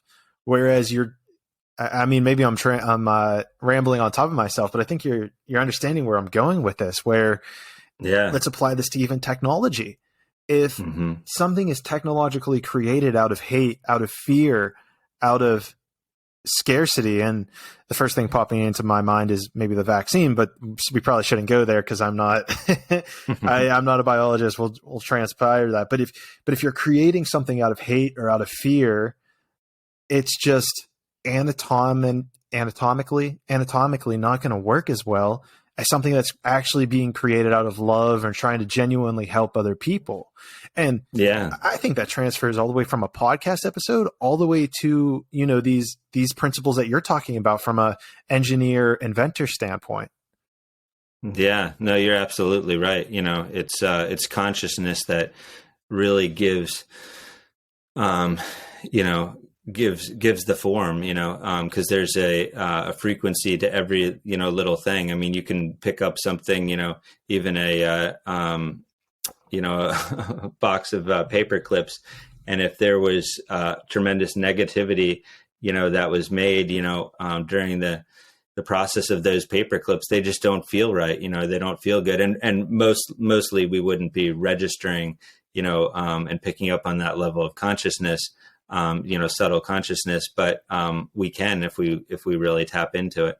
But also, like you said, I mean, you can actually go and bless those paper clips, and you start to realize you can, in a sense, rewrite, the history, rewrite some of the program and the other person's experience, and create effective, lasting, change, on the planet. And I think, we have so many people that have come before us on this planet that have sent out coherence and love and meditated, and they're sending light and love to all beings, and which we're all a part of. We're all connected. And so we can tap into that. Like when we're feeling down and in a dark place, you can actually tap into that and receive that blessing that's being offered up, that's all around the planet. And as you partake in that and do the same, like you with the meat, it does have a big impact, and much more than we realize. It's sort of like the fluttering of the butterfly wings. We feel like, that can't have any effect, but a subtle breeze that blows across our pond here, it can be just so soft, and you see the ripple effect across the entire Literally. 70-acre pond. So, it all does have an effect. So every little thing you do, no matter how small, you think it is, or it can seem, if you're doing something out of love and kindness and coherence, it has transformational effects, for the whole, globe and the universe. So, don't stop doing it, continue doing it, and know that it is being felt, and it makes an impact for all of us. Yeah. I'm curious because I kind of want to, I'm all on board with everything you just said, but I kind of want to shift this back to the technology thing a little bit. And I think there's an interconnected thing here where have you seen this before? If you have, I'd be interested if you've seen this before. If you haven't, I would love to know how this resonates with you, where they have documented over history in places like, certain inventions, like whether it be the wheel, whether it be like pickaxes or pottery or something, but they documented well over 300 inventions that were created in different areas of the globe or the world at all the same time. You're shaking your head. Yeah. So you've seen this before? Yeah. It's when the consciousness, on the planet rises, it makes way for new information and new possibility to enter onto it. So you have people coming up, inventing planes, the Wright brothers, and I forget the other people, but they had, created an aircraft at the same time, not knowing each other. There's when we go way back, we see the flower of life symbol, that was looks like it was laser engraved or etched on, different, pyramids and rock structures all over the planet in different areas where, at that time, seemingly there would be no way to cross the continents and so forth, and log rafts and stuff like that, that, were, thought to believe were the case at that time. But yeah, it's as the vibration of the planet rises, new technologies, are allowed to enter in, and those that are just tuning into that frequency, can start to receive that, and create a reality of it. And I think that's why at this time, I know, I've seen videos on it. I know, Proctor, what is his name? Foster Gamble. He came out with the documentary Thrive and Thrive 2, and they talk about the free energy technologies that are being created on the planet, and certainly heard that from many other people as well. And so what's happening is these technologies need to come out sometimes simultaneously. So one, they don't get squashed, and two, they morph into more beautiful forms, as well. So yeah, that happens, and subsequently, the reverse can happen. If there's a focus on negativity and stuff, there'll be, a desire for more wars and battles and stuff. But the chaos that we see on the planet right now, that's not the view of the global population. It's a very small, skewed view, and it's of course being propagated, of course, by the media. And but that's not how most people are. Most people, in their hearts of hearts, are loving, beautiful beings. And a lot of us, are just replaying what we've been taught, but we're beautiful beings. And so, we've all been programmed in different ways, by our parents, by society, videos, all that kind of stuff. But as we get away from that and we realize like there's infinite possibility, you can start to tap into, other, levels of awareness and access synchronicity, which is an important one. So you may be able to receive ideas, but maybe you don't have any mechanical background on how to build it. But then through synchronicity, you connect with someone, at the library and they love to build stuff, but they don't, have anything to build and they have time on their hands and so forth. So, it is interesting, how things like that can propagate across this whole globe simultaneously. And I think one thing, that's really interesting is the 4-minute mile, right? As soon as, that 4-minute mile was broken, which seemed to be the unachievable goal to run a mile in 4 minutes. Many people had tried, they had gotten close, no one could break it. It was like 50 years or something, right? Like it was that was the mark for like 50 or 60 years or something. And as soon as one person broke it, all around the planet, people started to break it, even those that hadn't even heard that it was broken yet. Oh, really? I didn't know that. Yeah. I didn't know that. Yeah. Oh, wow. Yeah. Wow, that's incredible. Yeah. It's something I want to kind of detour back to, which you kind of alluded to, but I would love to dive into the conspiracy aspect of Inventions, where I'm pretty sure with Nikola Tesla, and I'm not too sure about it. And this touches on your free energy thing as well, which I think we should have a whole piece on in a second. But to stick with conspiracies, where I think Nikola Tesla was essentially working with the free energy model, but then Westinghouse was using more of like this, what we're using today, where you basically would use coal or something to mine. Well, because Nikola Tesla's was like free energy, there's a conspiracy that he was essentially killed. And then I'm not too well versed in it, so that's why I'm kind of treading lightly here. But essentially that he was killed by the Westinghouse because Westinghouse wanted to make money off of electricity. If Nikola Tesla's just pulling it out of the atmosphere, you can't make money off of that. So there's, let's say, conspiracies that he was killed. Well, a conspiracy that I know actually happened, and they didn't even try to hide it, was whenever the guy created the car engine that could run off of water, and all it did was emit, basically oxygen or something like hydrogen.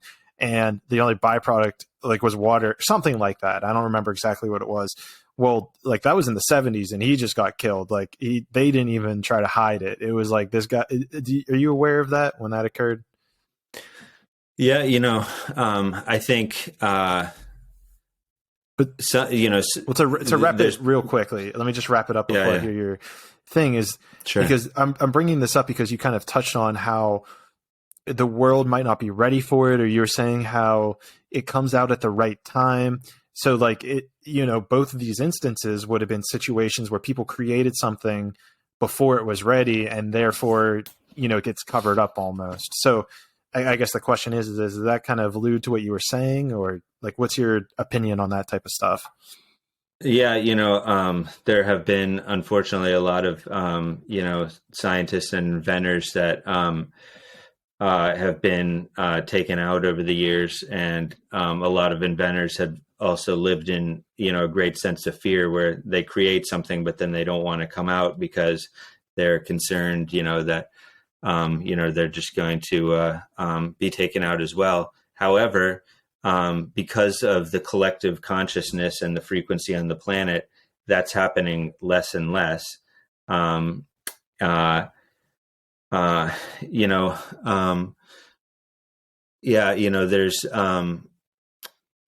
There's technologies that exist to be able to clean up the ocean, I've heard, in a day. And it seems like, oh gosh, how could you do that? There's not nets big enough. Well, that's because you're not using nets and you're not using some of these other, things that people are using to clean up the ocean. So when the consciousness raises, on the planet and new ideas enter into it, it's going to feel like more and more miracle time. I mean, before the advent of cell phones, and especially with the ability to access the internet on your phone, if someone said, if you were in the 60s and someone said, oh, there's going to be this technology that comes forward, be affordable, everyone on the whole planet will have one. You hold it in your hand and you can know the weather in any country. You can know, what to do if you get a snake bite. You can learn anything you want to learn. If you want to learn how to sew or to can goods, you can, at the, click of a button. People will be like, what on earth are you talking about?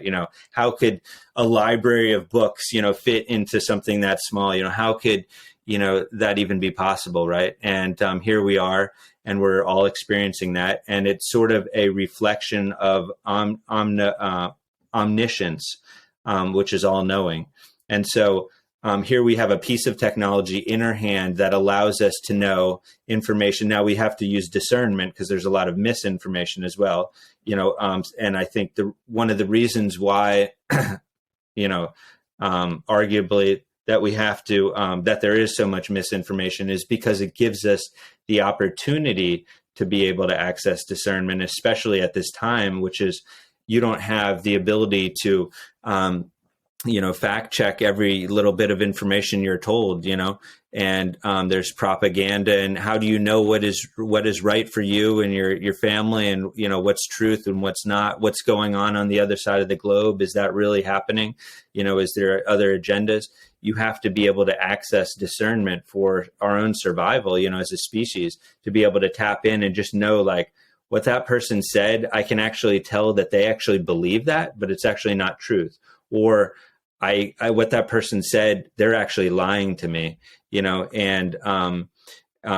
so discernment is, extremely important at this time as well. And I think that it really helps with us getting in tune with our intuition, because, there's this level of understanding truth within ourselves. And I honestly, people talk about how there's all the information's on the internet. You can see whatever you want. Like, you can find the answer to whatever you want.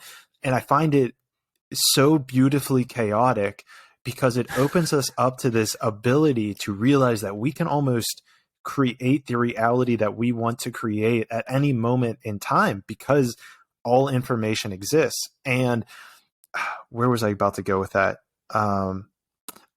There's a test you can do where you can literally feel if you're lying, like you can feel the energy of lying. And it was so cool. Someone showed me this, like, I'll say out loud, like, I am Clayton. And then I can say, I am Ross. And you can feel that energy vibrate throughout your body of lying. And it's like, shit, like, if you break this down into what we were talking about with lying and telling the truth, it's like, now what the frequency of lying feels like. So now I get to discern if somebody's lying to me or not, because I can feel that energy. Now, I think that you can only really truly feel that is if you're living authentically, because if you're not, then everybody's going to be lying because you're lying to everybody. You know what I mean? So wow, that's cool. Right? yeah, that makes sense. Yeah, I haven't thought about it that way, but you're right on. Absolutely. And it comes back to like the whole love thing. Like, once you start operating from this field of love and energy and light, you can now feel when people are bringing guilt or shame, or because you can now feel all the emotions that are underneath this higher level emotion.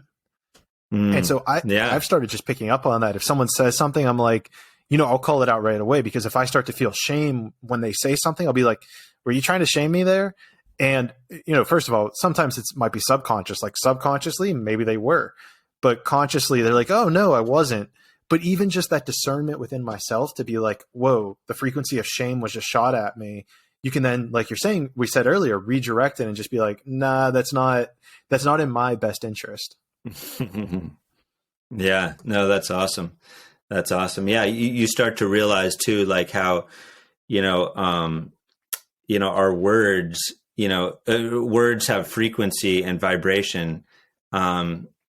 So one of the things that's interesting is consciousness is, the creator, right? And it comes from the universe, but it expresses itself through each one of us, because we're part of creation. And so words by themselves, unless if there's an agreed upon collective vibrational frequency to them, they have their own frequency. So where I'm getting with this is if you take something like two empty jars, same size, you cook some rice on your stove, and you dish out equal amount of rice into each jar. It has to be somewhat moist rice, or it's better that way. Cap each one, write hate on one, love on another. Mm-hmm. Those frequencies of those words will actually start to affect, the rice inside them. It's a neat experiment, to do. And I did it a number of years ago. And so what's even more awesome is to take the jar of hate, and first ask the universe, is it okay if I express hate? Because hate's not something, I love to express at all. But for the experiment, you'll probably get, a yes. And so unscrew the jar lid and feel of something that makes you feel angry, and just breathe onto the rice, cap it, and then just relax for a minute, get into a better state Clear of the being. energy. Yeah, clear the energy, unscrew the one with love, and just picture love, and just gently breathe into it, or breathe into it the same way you did, the hate one in terms of amount of breath, but this time in love, and cap it, and come back in 2 weeks, keep them in similar areas in your house, a number of feet apart, same windowsill, same amount of sun, or in a closet or whatever, and take them, unscrew the lids. And after a couple of weeks, what we noticed was the both fermented, but the one that fermented with hate was just really like sour and disgusting. And the one that was fermented with love smelled slightly sweet, and they had different colors to them as well. And then you come back in like a month and a half, open those up. You better open the hate one outside, because it is absolutely disgusting. Well, to give you a level, to give you another layer of this, you could do a glass jar. And so then you don't even need to open them to smell them. Like, you can see the actual rotting on the inside. Yeah. Yeah, absolutely. So, imagine if we did this in all of our schools. It was just part of the schooling. Right? Oh, yeah. In fourth grade or whatever, we'd get the jar, the kids would, have fun cooking up the rice. They would, write words, on it, teasing or, anger, whatever they wrote on the different jars, and they sat them and waited, a couple weeks, and then they looked at them. You would realize that your inner talk, the words that you say to yourself matter tremendously. What you're saying to others, matter, tremendously as well. And I think we would all start to be gentler on ourselves and each other. That could very easily be the most powerful lesson taught in school that is not taught. Like, that'd be more powerful than all of schooling teaches you in 14 years, whatever the timeline is that you're in school for. I truly believe that, because that would teach you that would teach you everything. That would teach you how there's this extra level of energy that then manifests in this physical reality, how there are layers to this. And not to mention, just if you're a kid, like, that would break my mind. Like, it breaks my mind today as an adult. To just think what the hell just happened here? Like, did someone, you know what I mean? Like, it would, that would be such a profound experience to show you how this whole reality works. Like, that would be beyond any podcast, that'd be beyond any lesson you're going to find in a book. And that would just expand your mind so instantaneously that, man, that'd be a great tool for any, hopefully, if there's some teachers listening, do that in your classroom. Yeah. That's the science lesson of today, to try that out for yourself, because I'm all on board. I've even seen, there's a couple things here. Number one, there's a Japanese scientist who did hidden messages in water, who did like the same exact thing and showed how water would crystallize whenever given the positive words of love, light, energy, but then negative, like hate, death. It was like all murky when they would crystallize the water.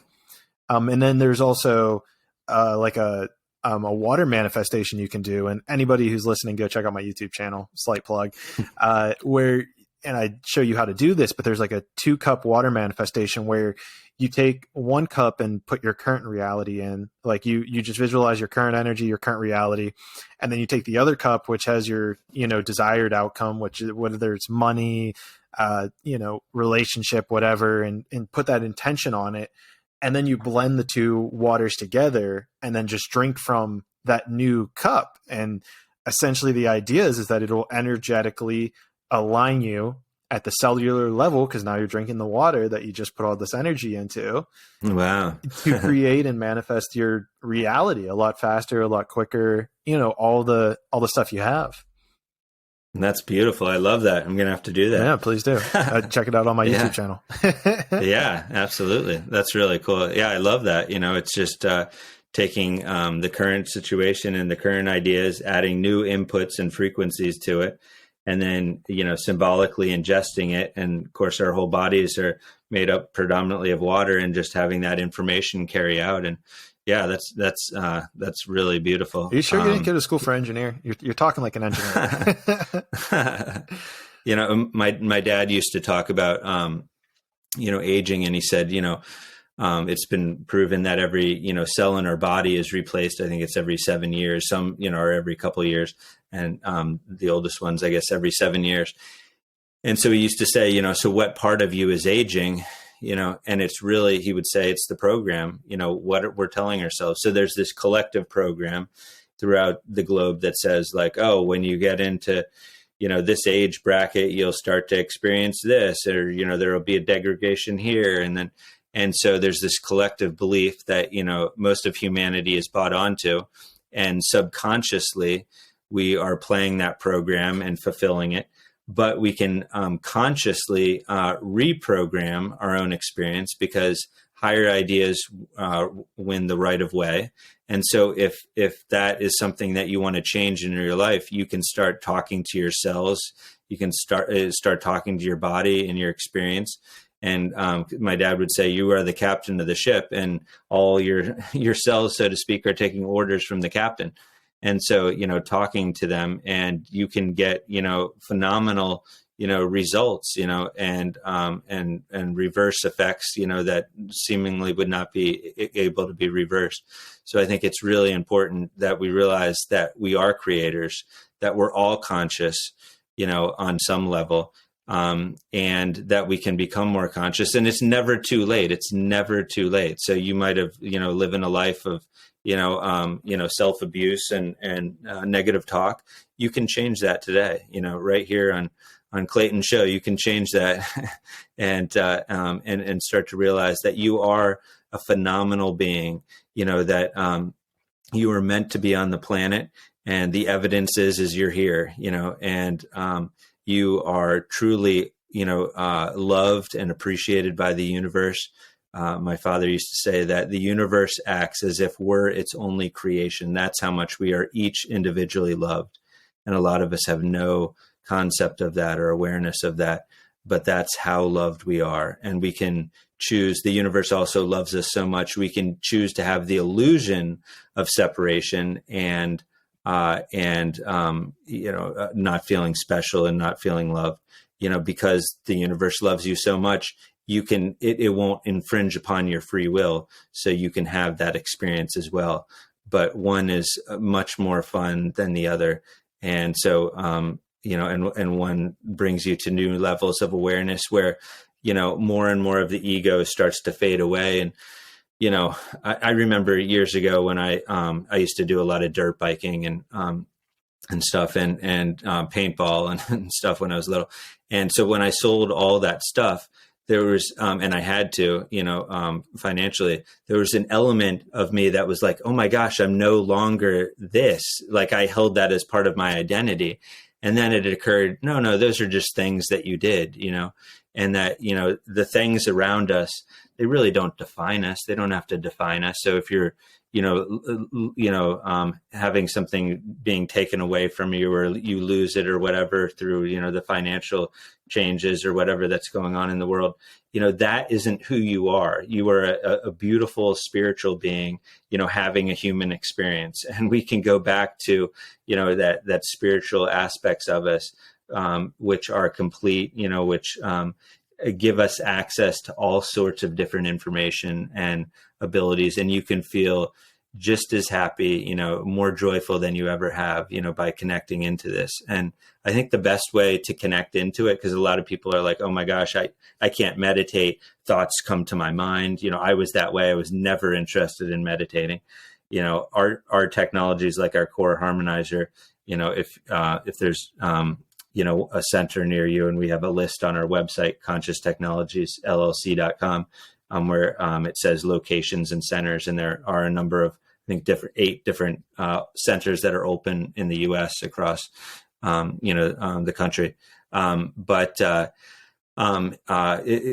technology allows you to enter into a meditative state more easily, so that you can connect to higher levels of awareness. But if you don't have that, you can do that on your own, and I think it really starts to positioning yourself in an environment that helps facilitate that. So going out to nature, barefoot if you can, glass of water, no cell phone, and just go under a tree and just start to, let go and just become more of an observer, and don't try to overthink it. And it's okay if thoughts enter into your mind, but just being still, you'll start to be able to, turn on all sorts of abilities. You can, I know people and can do some of this myself, where you can turn on abilities to see auras, these visual color manifestations, that are projected out of people. And when you can do that, you can start to see, people's intent, what they're working through. How did you learn how to do that? These technologies helped me a lot, because I was around them and being able to be in a meditative state, without having to work at it. Basically what I found is, if you want to see like energy, if you enter into, a dimly lit room, next time you're, visiting with your friend or your spouse or something, and you're in a dimly lit room, it's not dark, but it's not very light. Sit across from each other on 2 different couches, or a couch and a chair, and just have a regular conversation. And just, you can have your glasses on or off if you wear glasses. So if you have contacts, it's not a problem. And just sort of soften your eyes a little, just like you're totally aware of whoever you're talking to. But it's just, you start to relax a little. And then all of a sudden, when the time is right, you'll see almost like this haze, almost like on a hot road. If you've seen a hot road in the summer, the air sort of looks like, it's doing something different. It's almost like that. And you'll start to see that around someone's, generally their head. And maybe it's only going out a half an inch or an inch, could be going out feet. But for most people, when they start to see it, it's probably going to be half inch or an inch or something out. And when the person moves their head, you'll see this field sort of move with them, and it follows. Sometimes it's even slightly delayed in how it moves. Some people can see color. I've only seen color a couple of times. I just see this clearness. And if someone has an injury, sometimes, a shoulder injury, it might pop out differently. The energy, can look like that. But this is these are non-physical fields that we're able to physically see through sort of like a translation process that only really occurs when you start to raise your vibration. That being said, some people are born with this ability. It's totally a learned ability, so anyone can do it. And even people that are, have other, struggles in their life in terms of, maybe they're, pretty much anyone can do this if you start to open that door. What you really want to do, though, is as you're opening these doors, make sure that you're living, a life of, love and kindness and joy as best as you can, because then you're opening up doors and possibilities to things you really want to propagate. Otherwise you can open up things that you may not, find very interesting, might and disturbing.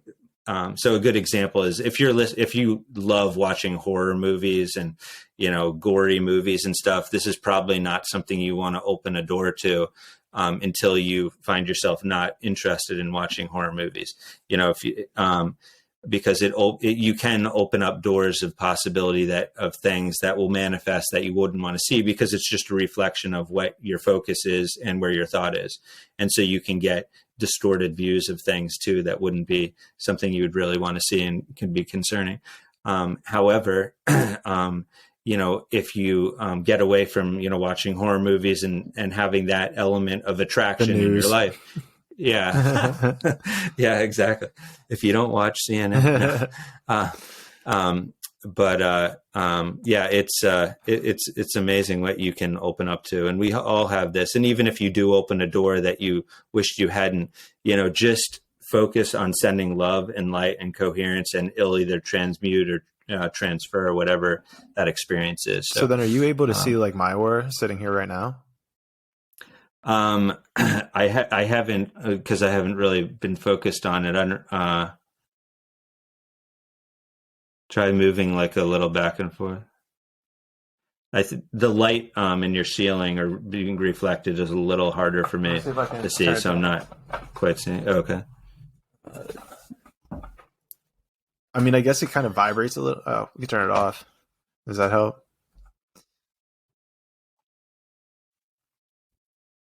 Okay. Yep. I'm seeing it. It's like the road haze that I talk about. Road. Yeah. Like the effect there. Not haze. You have a good aura, Okay. Tight. Thanks. When I say haze. That's what I was just looking for. I believe you now. Yeah. No, I can. It's tracing as you're moving back and forth. The screen, that I'm looking at isn't super crisp, but when you move back and forth, I can see. You can see like a trail of it. Yeah, it's like this, like clearness that's isn't quite as transparent as normal reality. Moving around, and I can see that effect. As you're moving, especially at the top of your head.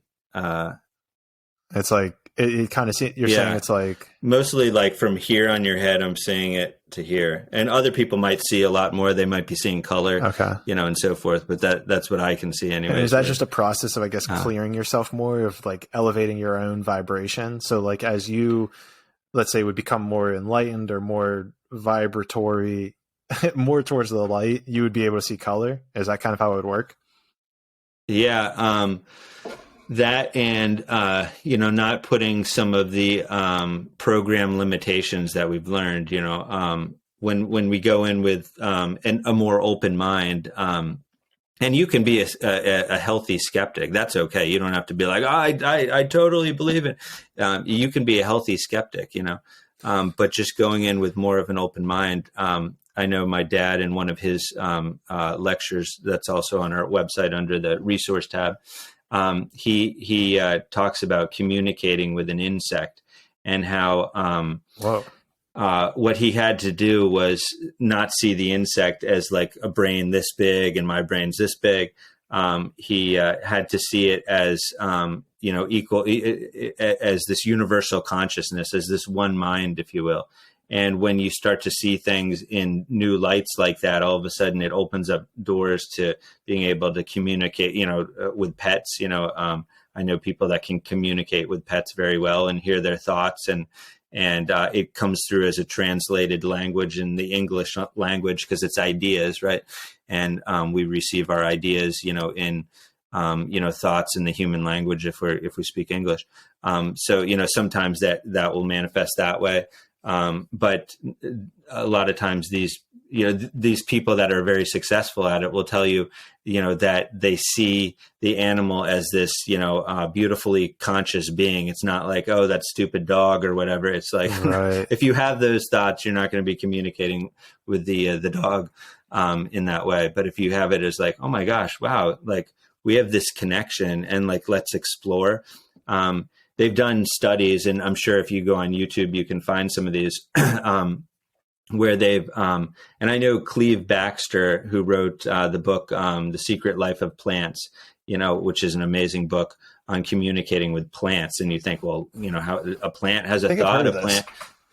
Yeah. And so they they've done studies where they've taken someone that, has a really good relationship with their pet, their small little, dog or their cat. The studies that I've seen were dogs.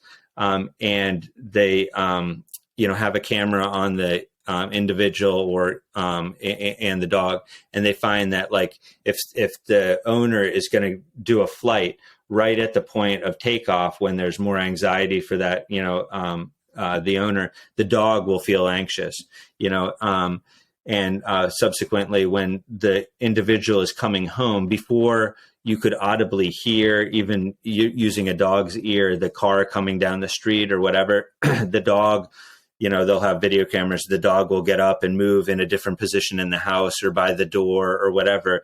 Person opens the door and it just looks like the dog may have just run in to say hello, but the dog had known ahead of time. And so it's obviously tapping into this higher dimensional consciousness, which is accessible to us all. And we see this so well and so beautifully in the animal kingdom. Like when you see a flock of birds, they're all acting on one consciousness, right? It's not like one bird's like, okay, everyone turn left. What did you say? And the birds are running into each other, right? It would be chaos, but they've tapped into this one consciousness. Same thing with a school of fish. They just dance together, equal distances apart, right? I mean, they aren't like bumping each other and someone's not, out of tune. And they've even trained dogs to be able to tell whenever a kid's about to have a seizure, right? And then the dog is like, hey, yo, you're about to have a seizure. Like, let's get on the ground. And then they have a seizure like a couple seconds later. It's like, what the fuck? Like, they are tapped into this different layer of communication and consciousness, kind of like what you're talking about, which is absolutely fascinating. And my dog barks way too much, and I'm trying to like communicate on that level, but it's kind of difficult, But what I did come across actually recently on TikTok, there's this chick who, she doesn't have too many followers, and I don't know if that's a good thing or bad thing, but she does like telekinesis, which is literally being able to like move clouds, or she'd have like a ball of tinfoil and she would move it like back and forth without touching it. And I mean, there is a skeptical portion of it where I'm like, is that actually so? But, even with like the cloud, she would be like sitting there, like moving it apart with her fingers. And I mean, clear as day, you can see that that the cloud is actually separating exactly where she kept like placing her, finger energy on. So I'm still trying to figure out what to make of it. And I'm actually starting to like now see if I can play with it. In the one video, she talked about like chi. She was saying like, in the Eastern, I'm not sure who talks about it. I don't know if it's like karate or what martial art, or if it's like the Buddhist, but they talked about how chi and like everything has chi, whether it's,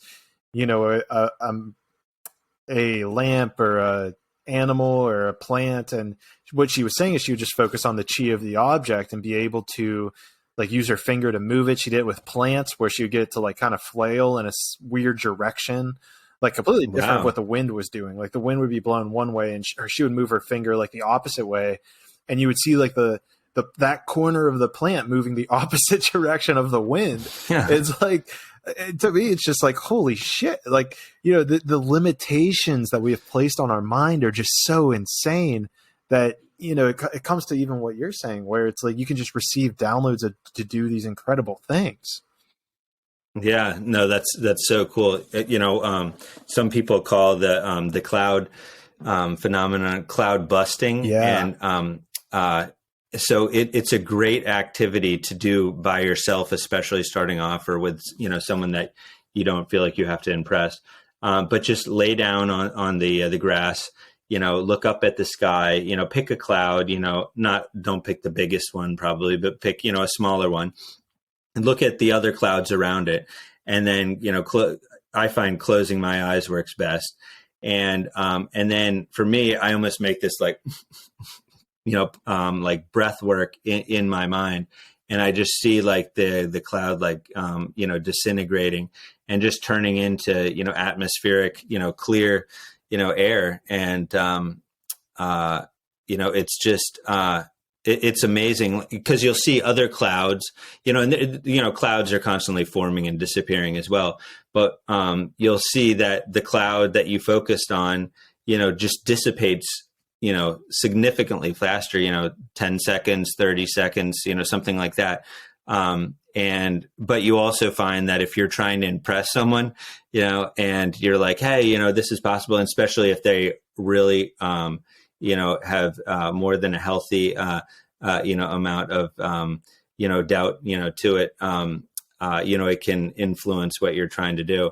But obviously, this woman you watch, she was able to do it, and I think the more we're able to just divorce ourselves from other opinions and other lower idea inputs that are trying to cloud that ability, programs, and we override those programs that are like presenting themselves to us, especially from the ego, in ourselves, you can get that phenomena. It's absolutely amazing. I don't know if you've seen yet too, they call it the pie wheel, and they take some silly putty or something, stick it on your table, and then take a needle and stick it in, the putty, or the clay might be better, so it doesn't slowly tip over, piece of clay, stick it, tip up, and then fold like a, almost one of those little fortune teller things that we used to make, when we were in school.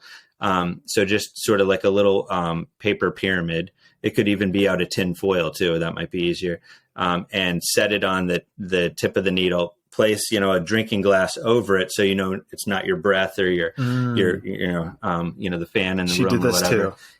Oh, she did. Yeah. Okay. Yeah. Yeah. And you can move that, with your mind. It's amazing. I've just had very, small evidences of that. I wouldn't say I could do that, that particular one, but I know for sure that it's a real thing, and have seen others do that.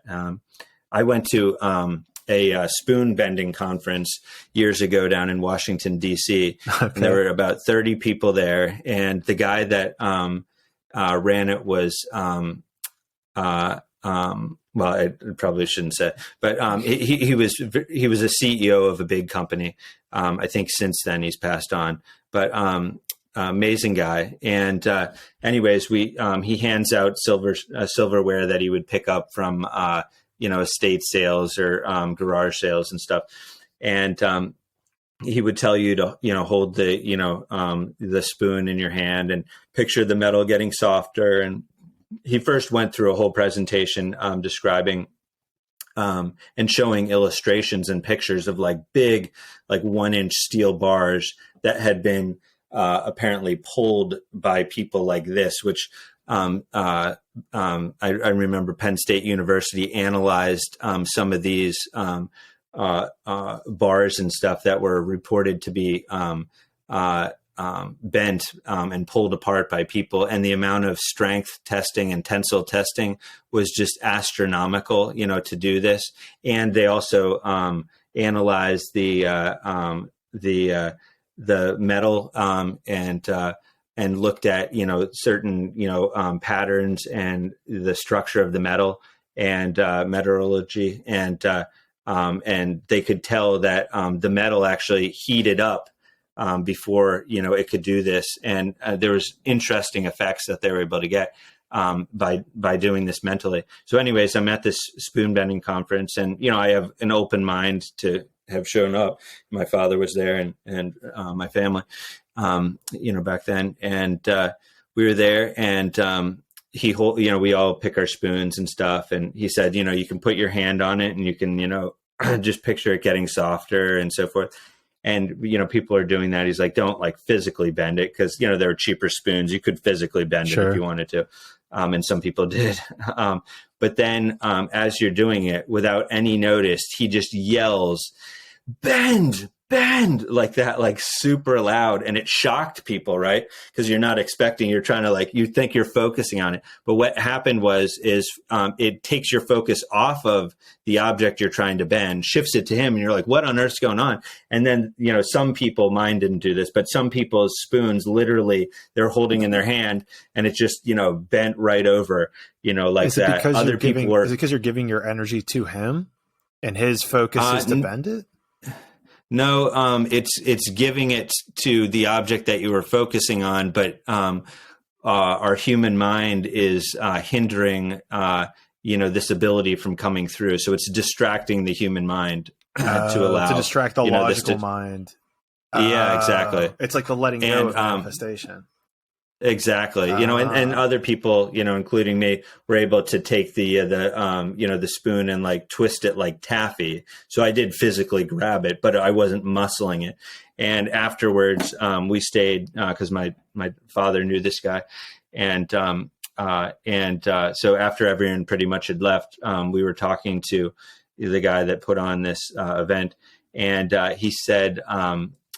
He walked around because people had left a lot of the silverware because you did it with many different pieces and so forth throughout the evening. And he would pick up ones and he would say like, see this one right here, because of the tightness of the bend, you can tell this person manually bent it. Over here, you can tell by looking at the metal, this was manually bent. This one over here was actually mentally bent, with, some assistance, cool. And so forth. And it was amazing to see. And I ended up teaching, my parents ended up doing this at a family event one time.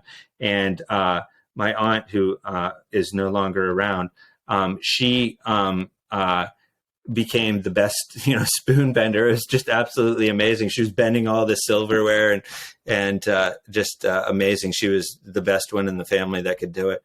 And it wasn't because she knew more.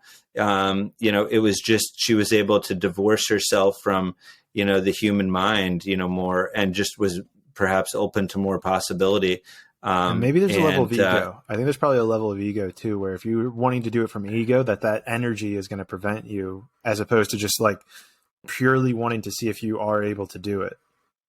Yeah, you're absolutely right. Yeah. So if you're ready for this, let's scale this conversation.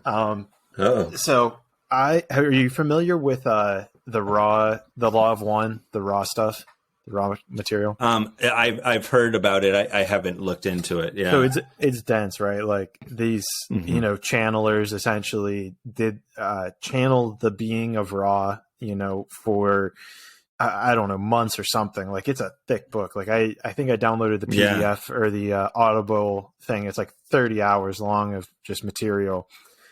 But so what I did is when I went to Egypt, I got some sort of intuition to type in and see what Ra says about the pyramids and so you can go online and look up the law of one materials Ra and then search in a keyword. And so I searched in pyramids and there's a solid 20-minute read, 30-minute read you can find of every single instant in the raw materials where they mention pyramids.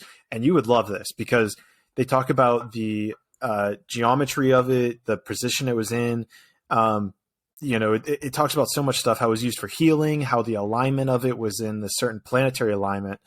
But where I want to start with this is they say that what happened is that they created it from a pure thought form and essentially created it instantaneously out of thin air, just using and it's hard to explain because this kind of goes back to our higher dimensional physics, where they're trying to essentially explain higher dimensional physics to a three-dimensional person using English, which isn't the best language in the world, but and so what they essentially said is that they got to a place of pure thought form and then they were able to create the pyramids essentially instantaneously into where they are today.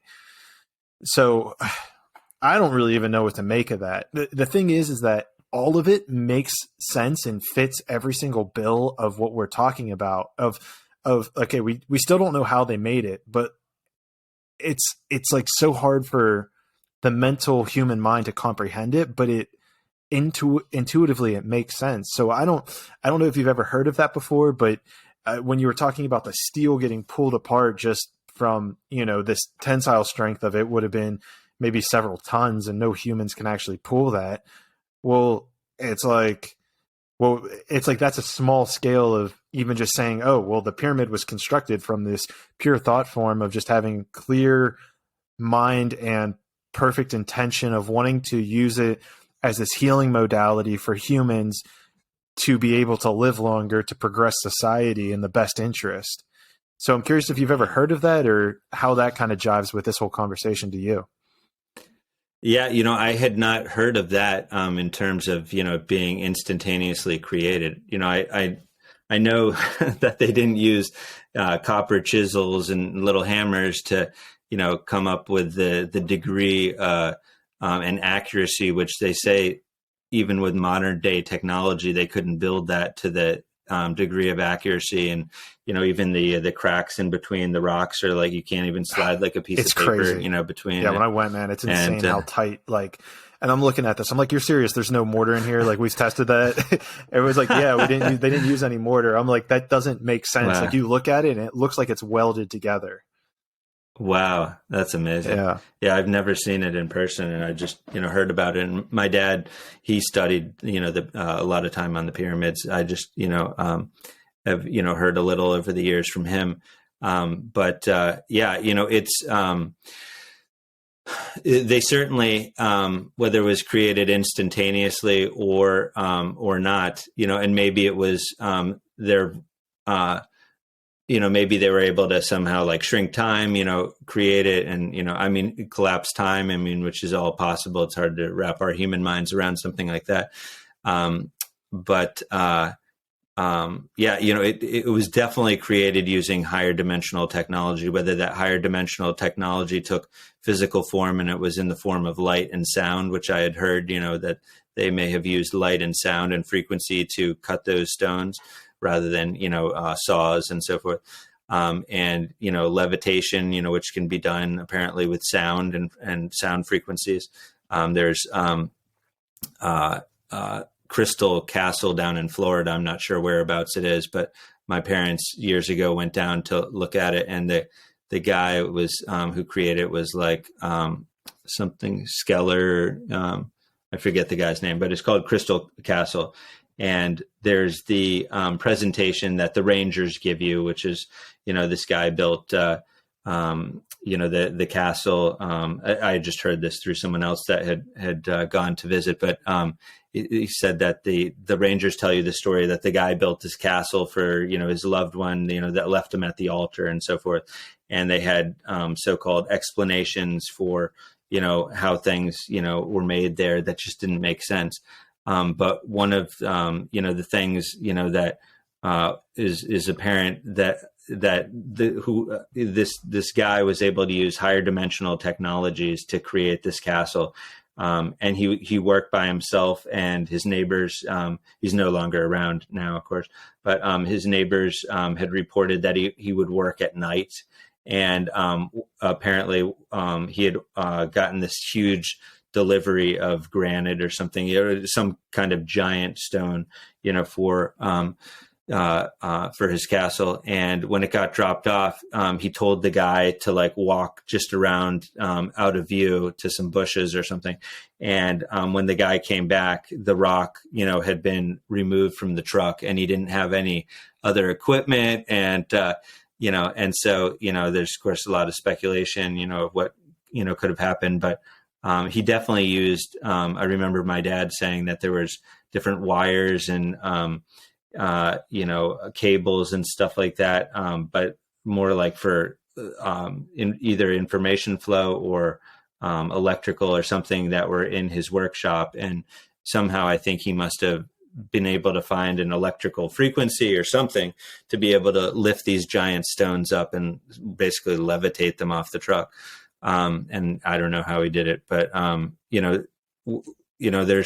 we have these phenomenon, and these examples across, the globe, that clearly illustrate, there's a lot more capability that's available to us, and it wasn't, we think of like the times of the horse and buggy and stuff, but there was other times on the planet when tremendous technology was available.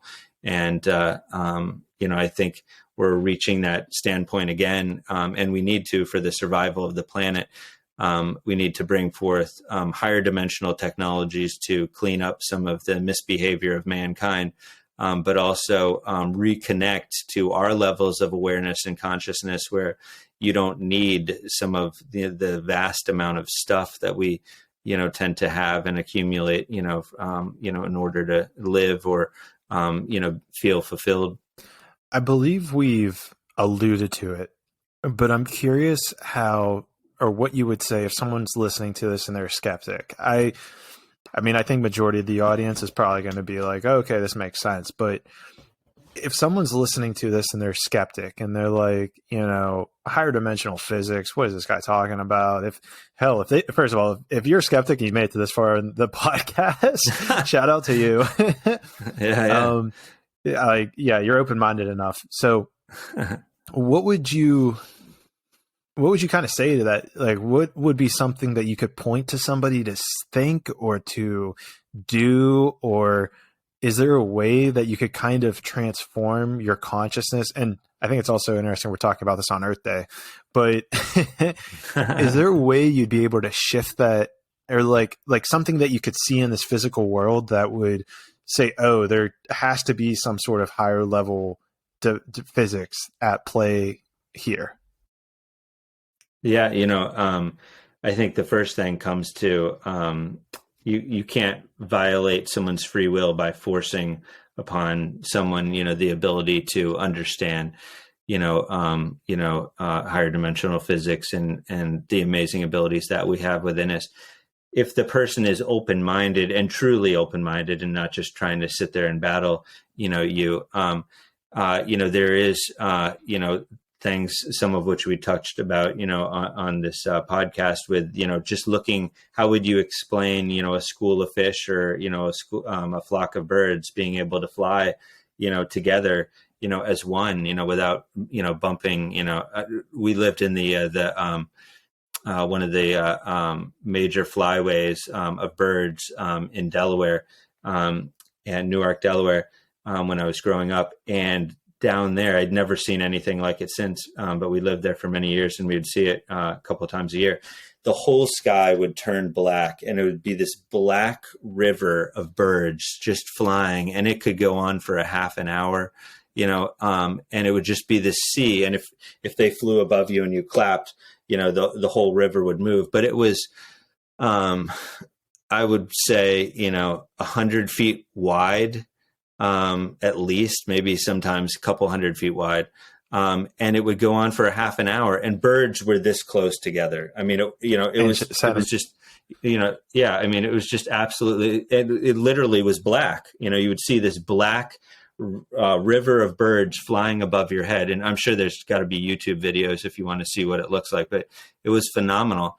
So I would say that, like, look at that, look at like, how can that occur? How can we have, this unison of birds? And, you can always look at things and be like, well, some of them don't make it, or occasionally one crash, whatever. I mean, their analogies can break down as well, if you really, want to fight them, but just look at like a school of fish, thousands and thousands of fish, and how they're all, operating with, this seemingly one mind consciousness, so we're in the animal kingdom as well. So why are we different? I think it's because of our ego and our programming, and this separation that we built, from us and, universal mind and creation. So, that's, one thing that I would look at. And then the other thing that we, touched on too, is the placebo effect. How do you explain the placebo effect? It can only be explained, using consciousness. If someone believes that this sugar pill or this, this surgery, FAM's surgery will actually make an impact, and it does, and the person actually heals, they get better. There was the movie The Secret that came out, many years ago, right, and with Lisa Nichols, and it was just an amazing, video. They focused a lot on like material manifestation and, trying to accumulate wealth and stuff too, because I think that's also where the consciousness on the planet was as well. So that was the focus. But there was this man in there called the Miracle Man. I don't know if you remember him, but he was the one that with the cowboy hat, and he had gotten in a plane crash. And he had organs and bones and stuff that had, been broken. And they said, there's no way we can, fix or, some of these organs and all that kind of stuff. So he was in the hospital, and he had to blink in order to talk and communicate. So they would hold up an alphabet and he would blink and was able to communicate that way. And he was on a breathing apparatus and everything. And they said, you'll never breathe on your own again, and you'll never walk. And he said, I'm going to walk out of here on Christmas Day, I think it was, or the day, it was either Christmas Day or the day before. And sure enough, everyone doubted that he could do it. They said, there's no possible way. There's pieces that are missing and, chopped up, and we can't do anything. And he just kept hearing this message within him. He said that, to breathe deep, breathe deep, breathe deep. And he did. And sure enough, on his own 2 feet, Christmas Day, he walked out of the hospital. Now he was, walking super slow, and, he was obviously still going through a lot, but he did exactly what they said was impossible.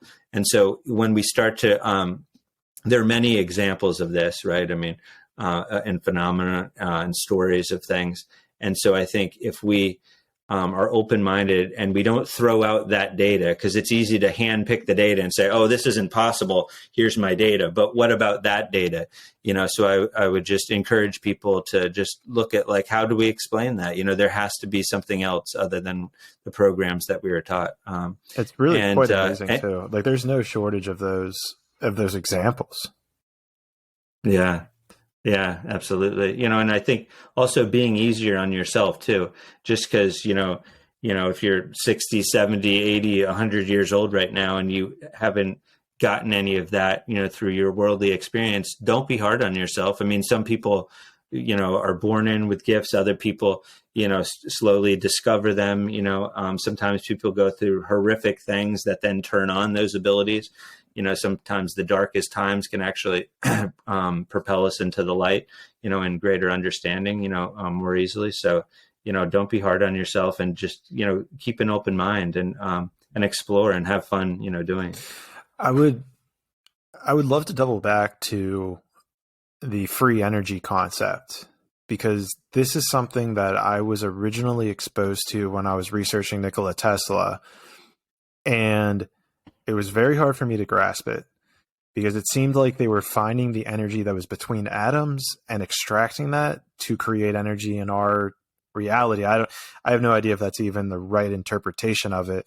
I tried exposing it to my brother, who's an aerospace engineer, computer engineer background, and he dismissed it very quickly.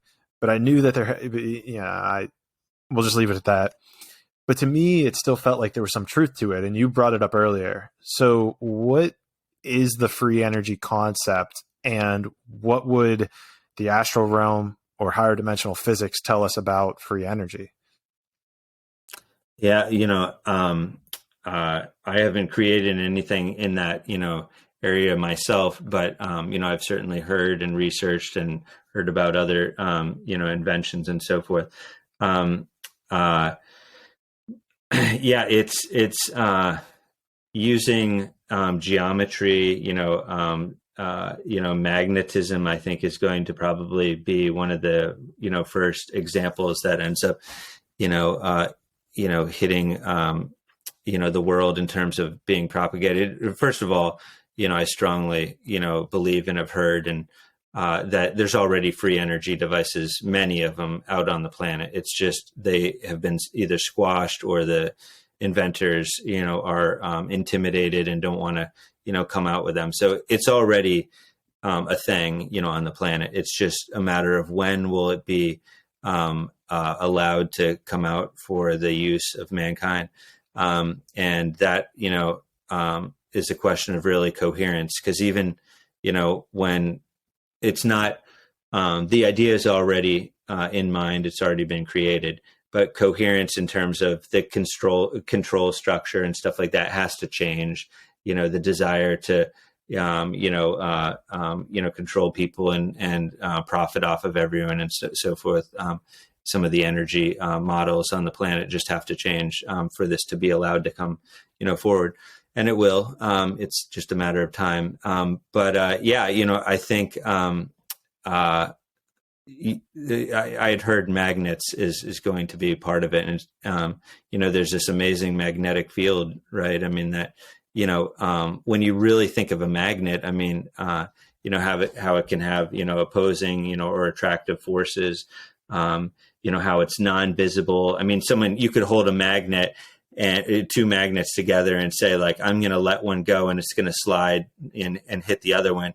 And someone that, was a doubter, they would put their hand through the field. They would look at it. I can't see anything, my hand's going through it. There's no lines, that's impossible, and unless you showed them, they would say that's absolute baloney. There's no way, this material over here is going to slide over and connect with that material. That's just not even a possibility. So there's so many things that, our human mind can't conceive. But I think as soon as we start getting out of, the conception of our human mind, we open the doors to, these infinite, opportunities. And I think one of the keys to that is expressing gratitude. My wife's grandfather used to say, gratitude is what lubricates the doors to the here I'm butchering it all. Gratitude is what lubricates the hinges on the door of opportunity. And it puts us into a frequency. Yeah, isn't that powerful? It puts us into a frequency band where we can start to receive and play with these new ideas that are bound to come in. I mean, you look at, we went from people selling the buggy whip, people in the buggy whip business to now gas stations, Tesla charging stations, and I know that has its own thing that will have to be worked through in terms of mining and pillaging the earth and all that kind of stuff. But we're just going to incrementally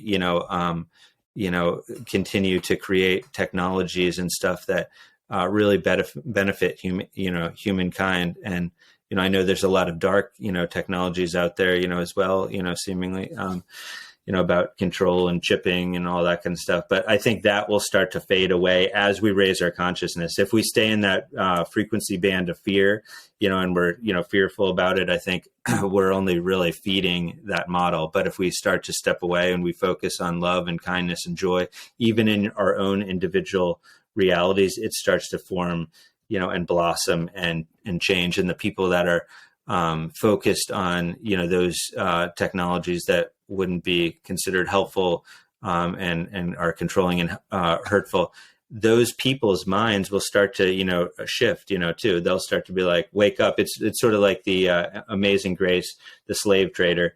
He was, involved in the slave trade.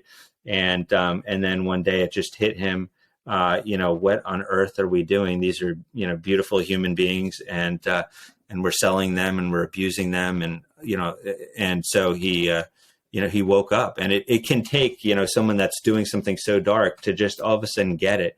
And so the more coherence that we can, put out in our own lives and the love that we project out and send, it has a huge effect. And so then he went on to, being an abolitionist, for the rest of his life and trying to make a difference.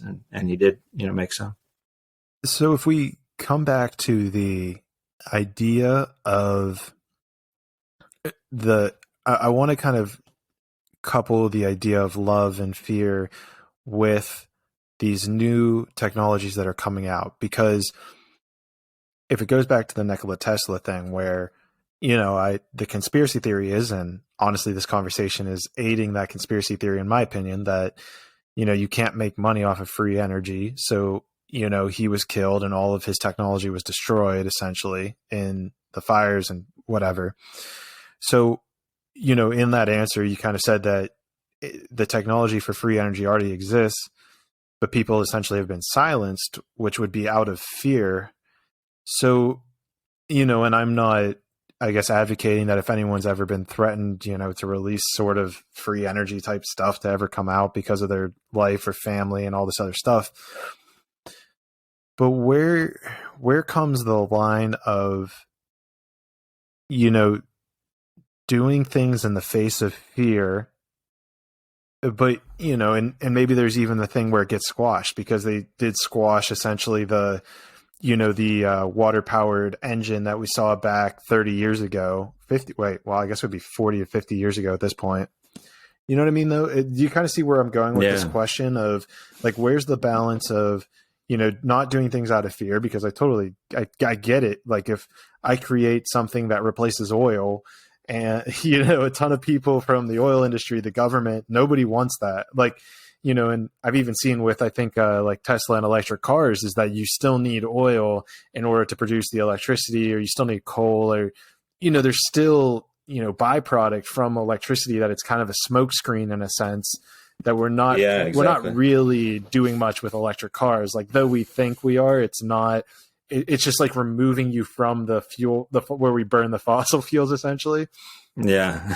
So it comes to my question of where's the level of fear versus love, and knowing kind of where you come with those technologies. Like if something, like if you were to get a download of some technology that would completely revolutionize the car industry, or the oil industry, or make these industries outdated, yet the big brother comes knocking on your door and says, hey, if you release this, we're gonna suicide you, kind of thing.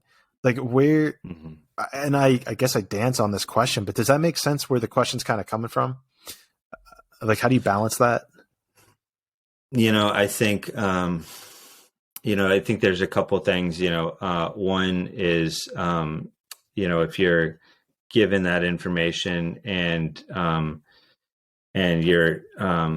your primary focus in the world is the frequency of love and coherence, that you will be shown and given ways to protect yourself, as you present that technology, if you are supposed to indeed bring it forward. And through that resonance, you will be repelled by those that would have ulterior motives, or at least it'll be made very clear that might not be someone you want to partner with. And then attracted to those that, would be able to assist, so that's one part of it. The other part is the rest of the planet has to be at a frequency band where that can be brought through. So even though the technology might be complete and ready, it can't be wheeled out until the vibration on the planet is, high enough. Because, a lot of the technologies that, are amazing and available, they can be misused. And the first thing, people say is, how can we use this to destroy, this country or whatever, Sure. or, so if that's the mentality, it wouldn't be allowed to come out. And so I think we would get higher dimensional help, higher aspects of ourselves, whatever you want to call it, would block that from being able to come forward. And if we pushed through to try to bring it forward when you're getting the red light, I think that's when sometimes people, get taken out for bringing these things in, is because they're getting the message, don't do it, or don't do it yet, or don't do it in this way. But they, through human will, Maybe their override ego. that system. Maybe their ego. Yeah, exactly. Yeah. Okay. Yeah. Huh. Yeah. That's a fascinating way to put it. So then why would they, okay. So then, but then why, I guess the question would be is why would higher beings, higher dimensional entities present that information to an individual if the conscious collective of the world isn't ready for it? It's a great question. I think it comes back to what we touched on with the 4-minute mile is someone creating it. Maybe they're playing their role, in society of bringing it forward, even though no one sees it or it doesn't go anywhere, is because now that frequency, is now on the planet, making it easier for the next guy because it's already been designed. And then, maybe the next guy is supposed to play a different role or another part of it. That's what I would surmise, from that. Yeah. Yeah. I guess it's a question that you have to assume that there's a different layer that it's meant for, right?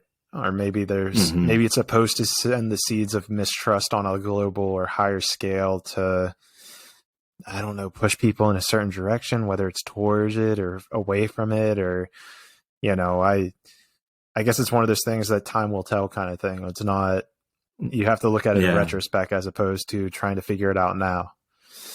Yeah, yeah, exactly. Damn. Well, Ross, I feel like that's an amazing spot to wrap up this conversation. Um, Yeah, this has been this was great. Thank incredible. you. I mean, thank you for coming on. I love Yeah. this conversation. In the next couple of weeks, I'm going to be working with like a channeler to open up my channel. And Oh, I great. know I've had lucid dreams before, and I actually had a lucid dream where I astral projected. So I'm like, she just opens it, and then it's like, okay, figure out what realm you want to go to. And I already know that the astral realm is like my first is what's calling to me. Your first Yeah, it's stop, my first stop. huh? Which is interesting because that'll actually probably I will have my session. I think the first day I have my meeting with her is actually the first day that this episode is getting released, or is the day this is released. Oh, Yeah, cool. so Oh, it might be excellent. some divine timing right there. Yeah. Well, That's I awesome. usually leave this time for my guests. If you want to say anything to the audience, encourage them. I mean, you've dropped incredible wisdom already, but if you want to throw like just the cherry on top of the cake, like this is your time. I will also grab all of your links and throw them down in the show notes so you can reference those as well. So the floor is yours. Oh, well, thank you so much. I just greatly appreciate it and be on your channel here and really support what you're doing in the world and making these ideas more prevalent and having topics and discussions that you don't hear at most dinner tables. No. So, but the biggest thing that I would like to do is just let people know that there's amazing abilities, within you, and that you have so much love and universal love towards you. And I want you to know how important you are, on this planet and what you guys are here to do. And it may seem like, we're just playing, a role that we wouldn't define as something, big that we're doing. However, you're holding the space, just your vibrational frequency being here, and what you're doing is enough. And so, just start to play and open up doors of windows of opportunity and see, what else you can, express. And you have amazing self-healing capabilities, intuitive capabilities, and perceptive capabilities in you, in each one of us. And they're just, ready to be utilized and accessed. So, that would be the message that I would leave. I love it. I also see that I was checking up your website and I saw that you guys have maybe you have some products in New York, and I'll definitely ask you about it a bit more. But I'm excited to see. I'm in Pittsburgh now, but I'm going to be in New York in a couple weeks, and so I want to sit on that mat. I love meditating, and so I can't wait to test that out. Yeah. There's one right in New York City, and they just got it up on their website maybe a week ago. Okay. Yeah, they have that, and they have a quantum flow unit, and they have a core harmonizer there. So, yeah, definitely check it out. It's I fun. might spend a whole day in there. She's a little kid on a playground. Yeah. I'll have to let you know how that goes. Yeah, definitely. Well, Ross, thank you so much. I really appreciate it. On behalf of all the conscious monkeys, guys, check out his stuff down below. I mean, even just give his website a look over. I mean, he's got products there from $22 to $68,000. So he's got, no matter your budget, he's got something for you that you could check out. Wow. Like, this is insane. If I ever have invention questions or astral realm type stuff, we might have to have you on in the future, because this is wild, to say the least. I really appreciate you coming on. I really love talking about this because, it's now that I'm thinking about it, it's really mixing the worlds of the logical engineering brain and the astral, spiritual, intuitive side of things. So hopefully this had a little piece of everything for everyone, so you could like get a little cross the aisle action going. I don't know. I'm rambling now. Guys, thank you so much for listening. If you made it this far, thank you even more. Go check out all of Ross's amazing inventions at the websites below.